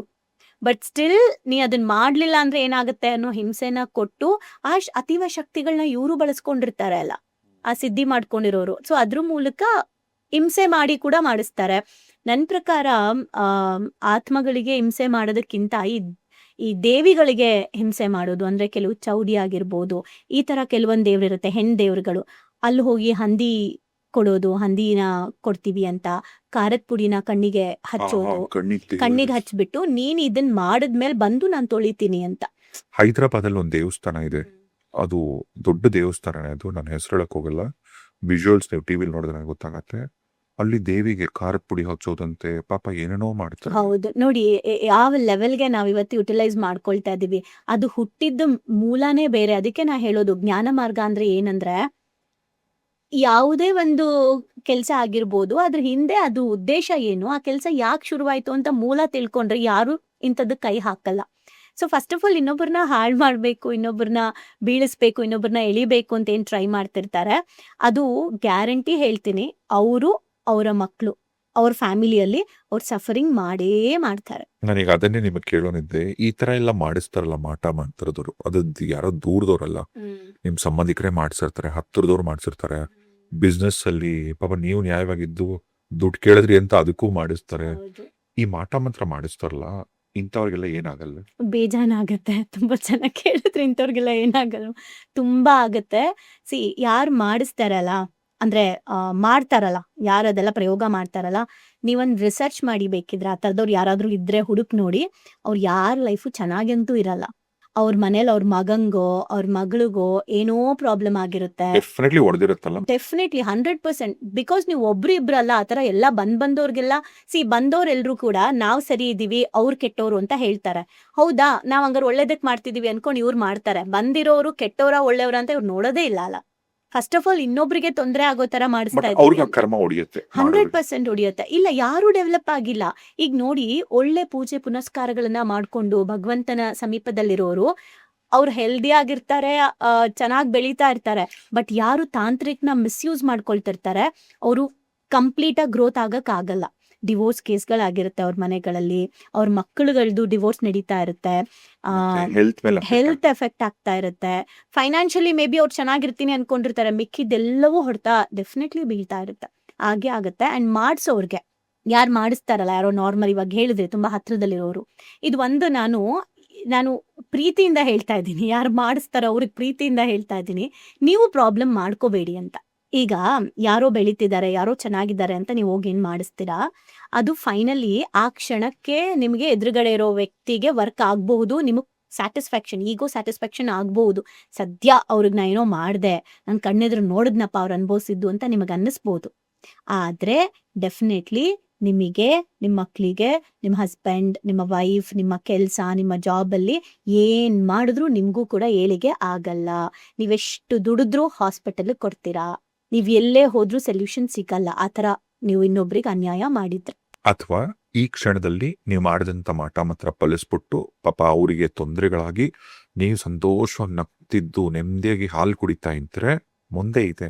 ಹೌದು, ಮುಂದುರುಂದಿ ಮಾರಿಯಪ್ಪ. ಮುಸುಲುಂದಿ, ಅದೇನೋ ಉಪೇಂದ್ರ ಅವ್ರ ಡೈಲಾಗ್ಸ್ ಆಗ್ತಾ ಇದೆ, ಮುಂದುರುಂದಿ ಮುಸಲಮ್ಮ ಪಂಡಗ ಅಂತ. ಕರೆಕ್ಟ್. ಅಂದ್ರೆ ಮುಂದೆ ಇದೆ ಮಾರಿ ಹಬ್ಬ. ಹಬ್ಬ, ಹೌದು, ಡೆಫಿನೆಟ್ಲಿ ಆಗುತ್ತೆ. ಆ್ಯಂಡ್ ಇನ್ನೊಂದೇನಂದ್ರೆ, ಯಾರು ಏನಂತಾರೆ, ರಿಯಲೈಸೇಷನ್ ಒಂದು ಹೇಳ್ತೀನಿ. ದಯವಿಟ್ಟು ಯಾರು ಕೆಲವ್ರು ಹೇಳ್ತಾರೆ, ನನಗೆ ನನ್ನ ಮಗಳಿಗೆ ಯಾಕೆ ಹಿಂಗಾಯ್ತೋ, ನನ್ನ ಮಗನಿಗೆ ಯಾಕೆ ಹಿಂಗಾಯ್ತೋ, ಬರೀ ಹಾಸ್ಪಿಟಲ್ ಸುತ್ತಾ ಇದ್ದೀವಿ, ನಾವೆಲ್ಲರಿಗೂ ಒಳ್ಳೇದೇ ಮಾಡಿದ್ದೀವಿ ಅಂತ ಕೆಲವ್ರು ಹೇಳ್ತಿರ್ತಾರೆ. ದಯವಿಟ್ಟು ಯಾರಾದರೂ ಯಾರಿಗಾದರೂ ಯಾವ ಸಮಯದಲ್ಲಾದರೂ ಕೆಟ್ಟ ಪ್ರಾರ್ಥನೆ ಮಾಡಿದ್ರೂ ಕೂಡ, ಕೆಟ್ಟದಾಗಿ ಪ್ರಾರ್ಥನೆ, ದೇವ್ರೇ ಅವ್ರು ನಂಗೆ ಹೊಟ್ಟೆ ಉರಿಸಿದ್ದಾರೆ, ಅವ್ರು ಹಾಳಾಗ್ಲಪ್ಪ ಅಂತ ನೀವು ಬಯಸಿದ್ದೀರಾ ಅಂದ್ರೂ ಕೂಡ ಅದು ವಾಪಸ್ ನಿಮ್ಗೆನೆ. ಓಕೆ, ಈಗ ಹಾಗಿದ್ರೆ ಈಗ ಉದಾಹರಣೆಗೆ ಒಂದು ಹುಡುಗ, ಒಂದು ಹುಡುಗಿ ನಂಬಿಸ್ತಾಳೆ, ಪ್ರೀತಿ ಮಾಡ್ತಾಳೆ, ಪಾಪ ಅವನಿಗೆ ತುಂಬಾ ಹಿಂಸೆ ಕೊಟ್ಬಿಡ್ತಾಳು. ಆಮೇಲೆ ಅವಳು ಖುಷಿಯಾಗಿ ಮದುವೆ ಆಗ್ಬಿಟ್ಟು ಸೆಟ್ಲ್ ಆಗ್ಬಿಡ್ತಾಳೆ, ಇವನ್ ಲೈಫ್ನ ಬೀದಿಗೆ ತಂದ್ಬಿಟ್ಟು. ಅದೇ ತರ ಒಂದು ಹುಡುಗಿ, ಒಂದು ಹೆಣ್ಮಗಳು ಪಾಪ ಒಬ್ಬನ ತುಂಬಾ ಹಚ್ಕೊಂತಾಳೆ, ಅವನೇ ಜೀವ ಸರ್ವಸ್ವ ಅನ್ಕೋತಾಳೆ. ಅವನಿಗೆ ಅವಳು ಪಾಪ ಆ ಹೆಣ್ಮಗಳಿಗೆ ಮೋಸ ಮಾಡ್ಬಿಟ್ಟು ಇವನ್ ಬಿಟ್ಟು ಇನ್ನೊಂದು ಮದುವೆ ಆಗ್ಬಿಡುತ್ತೆ. ಇವ್ರಿಬ್ರಿಗೂ ಹೊಟ್ಟೆ ಉರ್ಸಿದ್ರಲ್ಲ, ಇವರು ಅವ್ರಿಗಾದಂತ ಅನ್ಯಾಯಕ್ಕೆ ಇವ್ರೇನಾದ್ರೂ ಬ್ಲ್ಯಾಕ್ ಮ್ಯಾಜಿಕ್ ಮಾಡ್ಸಿದ್ರೆ ಅದು ತಪ್ಪ ಸರಿನಾ ಅಂತಾನ? ಈಗ ಅವ್ರು ಅನ್ಯಾಯ ಮಾಡಿದ್ದಾರೆ, ಓಕೆ, ಅದಕ್ಕೆ ಅದೇನೋ ಅಂತಾರಲ್ಲ ಉತ್ತರ ಪ್ರತ್ಯುತ್ತರ ಸಮಥಿಂಗ್. ಓಕೆ.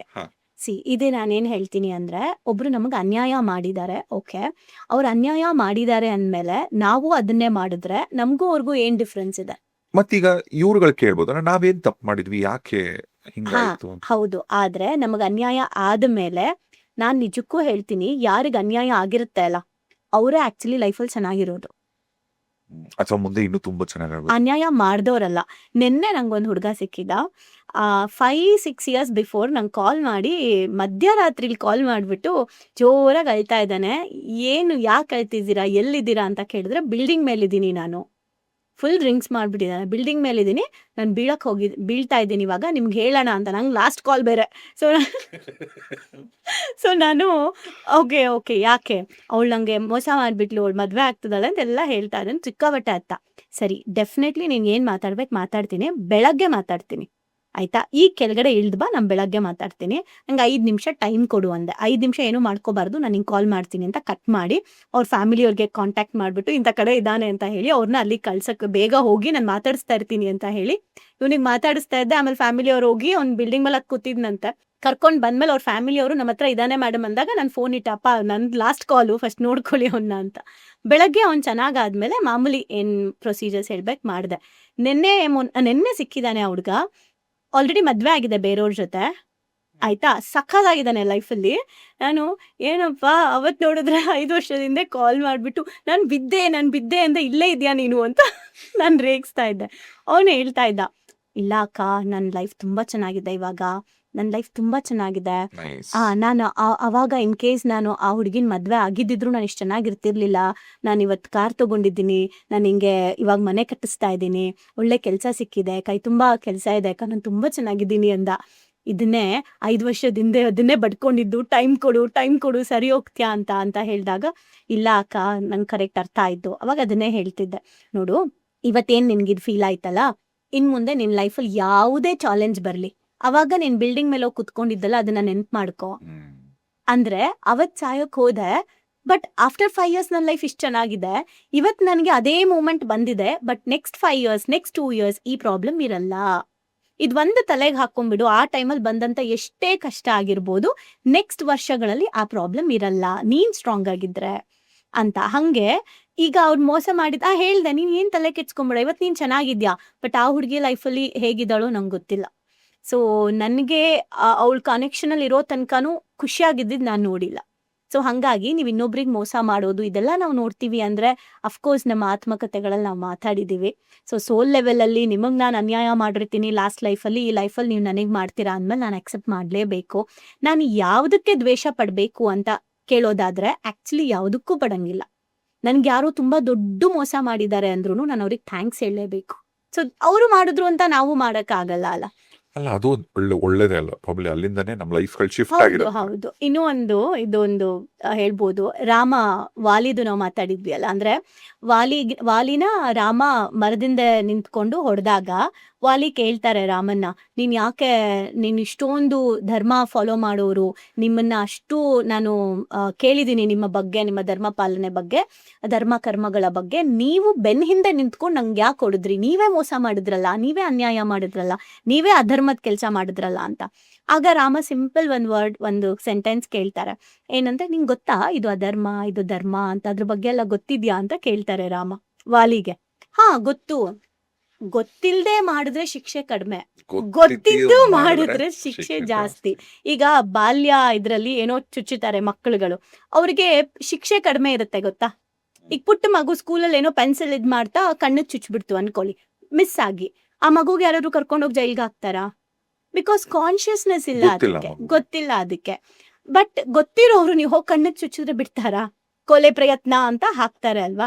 ಹಂಗೆ ಕರ್ಮ ಕೂಡ, ನಿಮಗ್ ಗೊತ್ತಿಲ್ಲದೆ ನೀವೇನೋ ತಪ್ಪು ಮಾಡ್ತೀರಾ ಅನ್ಕೊಳ್ಳಿ, ಅದಕ್ಕೆ ಭಗವಂತ ಶಿಕ್ಷೆ ಕಡಿಮೆ ಇರುತ್ತೆ.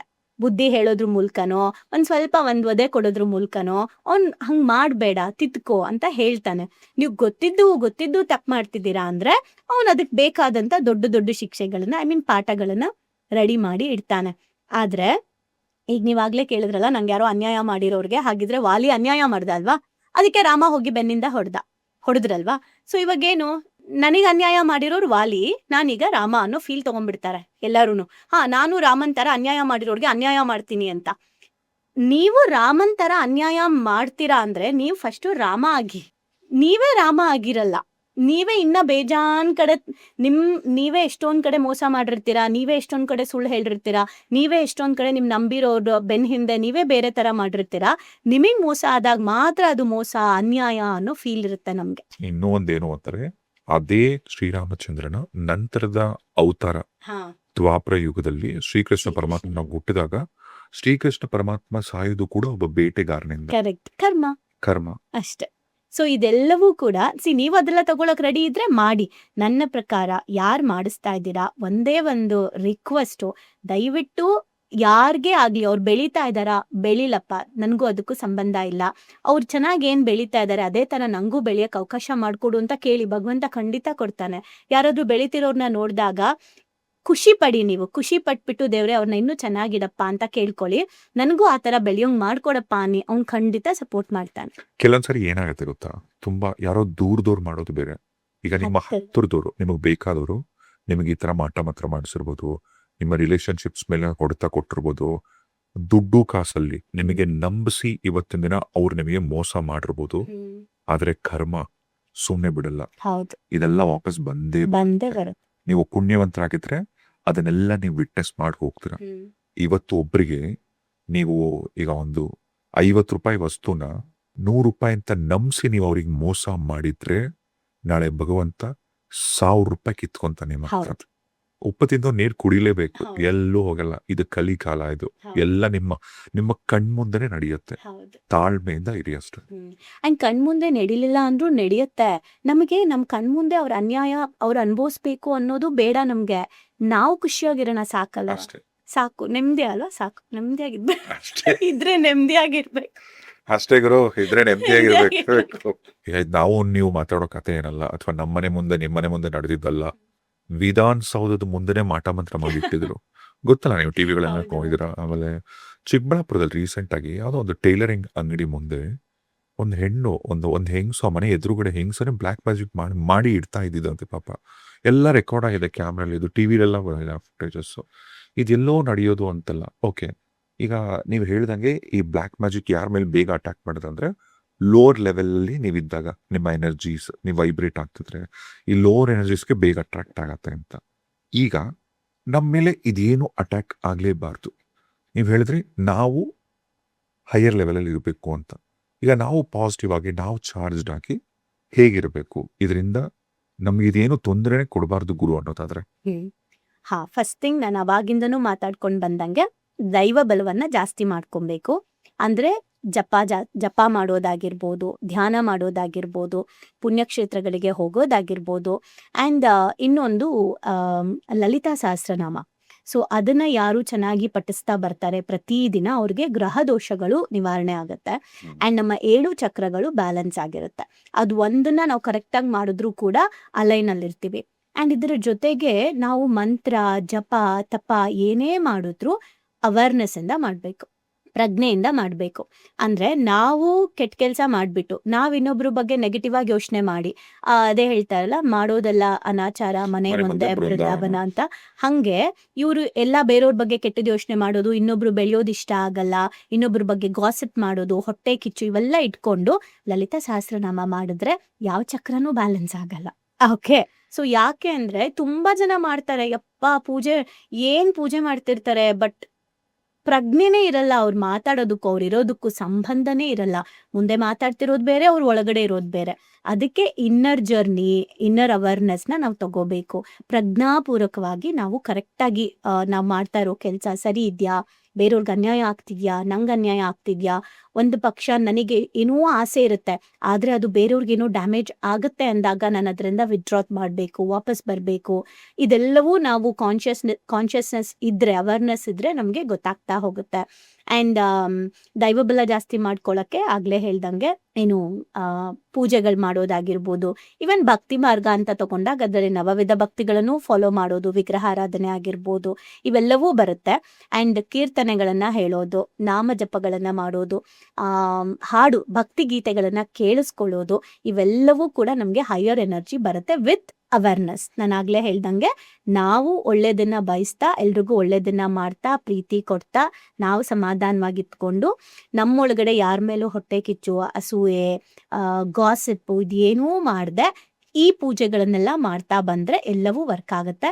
ಆ್ಯಂಡ್ ನನ್ನ ಪ್ರಕಾರ ಲೈಕ್ ಅಮಾವಾಸ್ಯೆ ದಿನ ಆದಷ್ಟು ಲೈಕ್ ದೇವಿ ದೇವಸ್ಥಾನಗಳಿಗೆ ಹೋಗಿ, ಅವ್ರುಗಳು ಕೂಡ ಆ ಶಕ್ತಿಗಳನ್ನೇ ಆರಾಧನೆ ಮಾಡ್ತಾರಲ್ಲ, ನೀವು ಕೂಡ ಒಂದು ದೇವಿ ಶಕ್ತಿಯನ್ನ ಆರಾಧನೆ ಮಾಡಿ. ಪ್ರತಿಯೊಬ್ರು ಕೂಡ ದೇವಿ ಶಕ್ತಿ, ಅದು ಚಾಮುಂಡೇಶ್ವರಿ ಆಗ್ಬೋದು ಅಥವಾ ಚೌಡೇಶ್ವರಿ ಆಗ್ಬೋದು, ಈ ಥರದ್ದು ಒಂದು ಶಕ್ತಿ, ಪವರ್ಫುಲ್ ಶಕ್ತಿ ಪೀಠಗಳು ದರ್ಶನ ಮಾಡಿ, ಆ ಥರದ ಒಂದು ಹೆಣ್ಣು ದೇವರನ್ನ ಆರಾಧನೆ ಮಾಡಿ. ಒಂದು ಗಂಡು ದೇವರು ನಿಮ್ಗೆ ಇರ್ಲಿ, ನೀವು ಅದರಲ್ಲೂ ಭೇದ ಭಾವ ಮಾಡಬೇಡಿ. ಸೊ ಎರಡನ್ನೂ ಇಟ್ಕೊಳ್ಳಿ, ಅಂದ್ರೆ ಶಿವ ಶಕ್ತಿ ಎನರ್ಜಿ ಎರಡನ್ನೂ ಬ್ಯಾಲೆನ್ಸ್ ಮಾಡಿ. ಸೂರ್ಯನಾಡಿ, ಇವನ್ ಪ್ರಾಣಾಯಾಮ ಮಾಡೋದ್ರಿಂದ ನಮಗೆ ಸೂರ್ಯನಾಡಿ, ಚಂದ್ರನಾಡಿ ಆಕ್ಟಿವೇಟ್ ಆಗುತ್ತೆ, ಬ್ಯಾಲೆನ್ಸ್ಡ್ ಆಗಿರುತ್ತೆ. ಚಕ್ರ ಹೀಲಿಂಗ್ ಮಾಡ್ಕೊಳ್ಳೋದ್ರಿಂದ ಕ್ರಿಸ್ಟಲ್ಸ್ ಯೂಸ್ ಮಾಡ್ಬೋದು. ಆ್ಯಂಡ್ ಹುಣ್ಣಿಮೆ ಮತ್ತೆ ಅಮಾವಾಸ್ಯೆ ದಿನ ಮನೆಯಲ್ಲಿ ಸಾಂಬ್ರಾಣಿನ ಹಾಕೋದ್ರಿಂದ ಸಾಕಷ್ಟು ದೃಷ್ಟಿದೋಷ ಸಾಂಬ್ರಾಣಿ, ಬ್ಲ್ಯಾಕ್ ಮ್ಯಾಜಿಕ್ ಎಲ್ಲ ಬರುತ್ತೆ, ಅದನ್ನ ಬ್ಲ್ಯಾಕ್ ಮ್ಯಾಜಿಕ್ ಸಾಲ್ಟ್ ಅಂತ ಸಿಗುತ್ತೆ, ಅದನ್ನ ಅವ್ರು ಯೂಸ್ ಮಾಡ್ಬೋದು. ಏನು ಸಿಕ್ಕಿಲ್ಲ ಅಂದ್ರೆ ಬ್ಲ್ಯಾಕ್ ಸಾಲ್ಟ್ನ ಕೂಡ ಅವರು ಸ್ನಾನಕ್ಕೆ ಹಾಕೊಂಡು ನೆಲ ಒರೆಸ್ಬೇಕಾದ್ರೆ ನೆಲಕ್ಕೆ ಹಾಕೊಂಡು ಒರೆಸೋದ್ರಿಂದ ಮನೆ ಆ್ಯಂಡ್ ಅವ್ರದ್ದು ಕೂಡ ಎನರ್ಜಿ ಬ್ಯಾಲೆನ್ಸ್ ಮಾಡ್ಕೋಬಹುದು. ಇನ್ನ ತುಂಬಾ ಇದೆ, ಬಟ್ ಕೆಲವೊಂದು ನಾನು ಇಲ್ಲಿ ಹೇಳಕ್ಕಾಗಲ್ಲ. ಅದು ಅವ್ರವ್ರ ಪ್ರಾಬ್ಲಮ್ ಮೇಲೆ, ಅವ್ರದ್ದು ಯಾವ ಪ್ರಾಬ್ಲಮ್ಮು, ಆತ್ಮ ಪ್ರಯೋಗನ ಅಥವಾ ಬೊಂಬೆದ, ಅಥವಾ ಇನ್ನ ಚಿಕ್ಕದಾಗಿದ್ಯಾ, ತುಂಬಾ ದೊಡ್ಡದಾಗಿದ್ಯಾ, ದೊಡ್ಡ ಮಟ್ಟದಿದೆ ಅಂದ್ರೆ ನಾವು ಅದಕ್ಕೆ ದೊಡ್ಡ ಮಟ್ಟದ ಪರಿಹಾರಕ್ಕೆ ಹೋಗ್ಬೇಕು, ಅವೆಲ್ಲ ಇರುತ್ತೆ. ಬಟ್ ಅಟ್ಲೀಸ್ಟ್ ಇವೆಲ್ಲ ಏನಂದ್ರೆ basic prevention is better than cure ಅಂತೀವಲ್ಲ, ಹಂಗೆ ನಾವು ಈ ಎಲ್ಲ ಎನರ್ಜಿಯಲ್ಲಿ ಇದ್ರೆ ಮುಂದೆ ಆಗೋ ಅಂಥದ್ದನ್ನ ಅವಾಯ್ಡ್ ಮಾಡ್ಕೊಬಹುದು. ಈಗ ಕೊನೆಯದಾಗಿ ಪಾಡ್ಕಾಸ್ಟ್ ಮುಗಿಸೋ ಮುಂಚೆ ಒಂದು ಮಾತು ಹೇಳ್ತಾರೆ ದೊಡ್ಡವ್ರು, ಏನಂದ್ರೆ ನಮ್ಗೆ ಆಗ್ದವ್ರ ಮನೆಗಳಲ್ಲಿ, ಶತ್ರುಗಳ ಮನೆಗಳಲ್ಲಿ ಒಂದ್ ಲೋಟ ನೀರ್ ಕೂಡ ಕುಡಿಬಾರ್ದು ಅಂತಾರೆ. ಈಗ ಎಷ್ಟೊಂದ್ ಸಾರಿ ಬೇರೆಯವ್ರ ಮನೆಗಳಲ್ಲಿ ಊಟ ಮಾಡೋದ್ರಿಂದ, ನಾನ್ ವೆಜ್ ತಿನ್ನೋದ್ರಿಂದ ಬೇಗನೆ ಇದೆಲ್ಲ ಆಗತ್ತೆ ಅಂತ. ಮದ್ದು ಹಾಕೋದಾಗಿರ್ಬೋದು, ಹೊಟ್ಟೆಗೆ ಹಾಕೋದು ಅಂತ ಬರುತ್ತೆ. ಮದ್ದೇ ಬೇರೆ, ಹೊಟ್ಟೆಗೆ ಹಾಕೋದೇ ಬೇರೆ, ಅದು ಇರುತ್ತೆ. ಊಟಗಳಲ್ಲಿ ಬೆರೆಸಿ ಹಾಕುವಂಥದ್ದು ಮದ್ದನ್ನ ವಾಮಿಟ್ ಮಾಡಿಸೋದ್ರ ಮೂಲಕ ತೆಗಿಯೋರಿದ್ದಾರೆ. ಬಟ್ ಹೊಟ್ಟೆಗೆ ಹಾಕೋದು ಅಂತ ಬರುತ್ತೆ, ಅದೆಲ್ಲ ಅದು ಹೀಲಿಂಗ್ ಪ್ರೊಸೀಜರ್ಸ್ಗಳು, ಕೆಲವೊಂದು ಬೇರೆ ಬೇರೆ ಶಾಸ್ತ್ರ, ತಂತ್ರದಿಂದ ಆಗಿರೋದನ್ನ ತಂತ್ರದಿಂದನೇ ತೆಗಿಬೇಕು. ಈಗ ಕೆಲವೊಂದ್ಸರಿ ಹೇಳ್ತಾರೆ ಗೊತ್ತಾ ಕೆಲವರು, ನಮ್ಮ ಮೇಲೆ ಯಾರು ಏನ್ ಮಾಡ್ತಾರೆ ಮಾಡ್ಲಿ, ನೋಡ್ಕೊ, ನಾವು ನೋಡೋಣ ಇದೆಲ್ಲ ಅಂತಂದ್ಬಿಟ್ಟು ಅಕಸ್ಮಾತ್ ಆ ವ್ಯಕ್ತಿ ಮೇಲೆ ಬ್ಲ್ಯಾಕ್ ಮ್ಯಾಜಿಕ್ ಮಾಡಿದ್ರು ಕೂಡ ಇವ್ರು ಏನೂ ಅಫೆಕ್ಟ್ ಆಗಲ್ಲ. ಕೆಲವೊಂದ್ಸರಿ ರೀಸನ್ ಏನು ಅಂದ್ರೆ ಗ್ರಹಗತಿಗಳು ಚೆನ್ನಾಗಿರತ್ತವ, ಅದು ವೀಕ್ ಆದಾಗ ಆಗುತ್ತೆ, ಆದ್ರೂ ಅವ್ರು ಒಪ್ಪಲ್ಲ, ಅದೇ ಅಂತ ಒಪ್ಪಲ್ಲ. ಅಷ್ಟೇ, ಅವ್ರನ್ನ ಒಪ್ಸೋ ಪ್ರಯತ್ನ ನಮಗ್ ಬೇಡವೇ ಬೇಡ. ಮಾಡೋದು ಬೇಡ ಅಷ್ಟೇ. ನಮ್ಗೆ ಅದಕ್ಕೂ ಸಂಬಂಧ ಇಲ್ಲ. ಅಷ್ಟೇ. ದಯವಿಟ್ಟು ಯಾರಾದರೂ ನಿಮ್ಮ ಶತ್ರುಗಳಿಗೆ ನಿಮಗೆ ಮೋಸ ಮಾಡಿದವ್ರಿಗೆ ಕೆಟ್ಟದಾಗ್ಲಿ ಅನ್ನೋ ಯೋಚನೆ ಕೂಡ ನಿಮಗೆ ಬೇಡ. ಎಲ್ಲ ಭಗವಂತನ ಬಿಟ್ಬಿಡಿ. ಅಷ್ಟೇ. ಕೃಷ್ಣಾರ್ಪಣಮಸ್ತು. ಶಿವಾರ್ಪಣಮಸ್ತು. ಅಷ್ಟೇ. Wonderful. Thank you so much. ಮತ್ತೊಂದು ಅದ್ಭುತವಾದಂಥ ಪಾಡ್ಕಾಸ್ಟ್ ಅಂಡ್ ನಿಮ್ಮ time. Thank you. Thank you.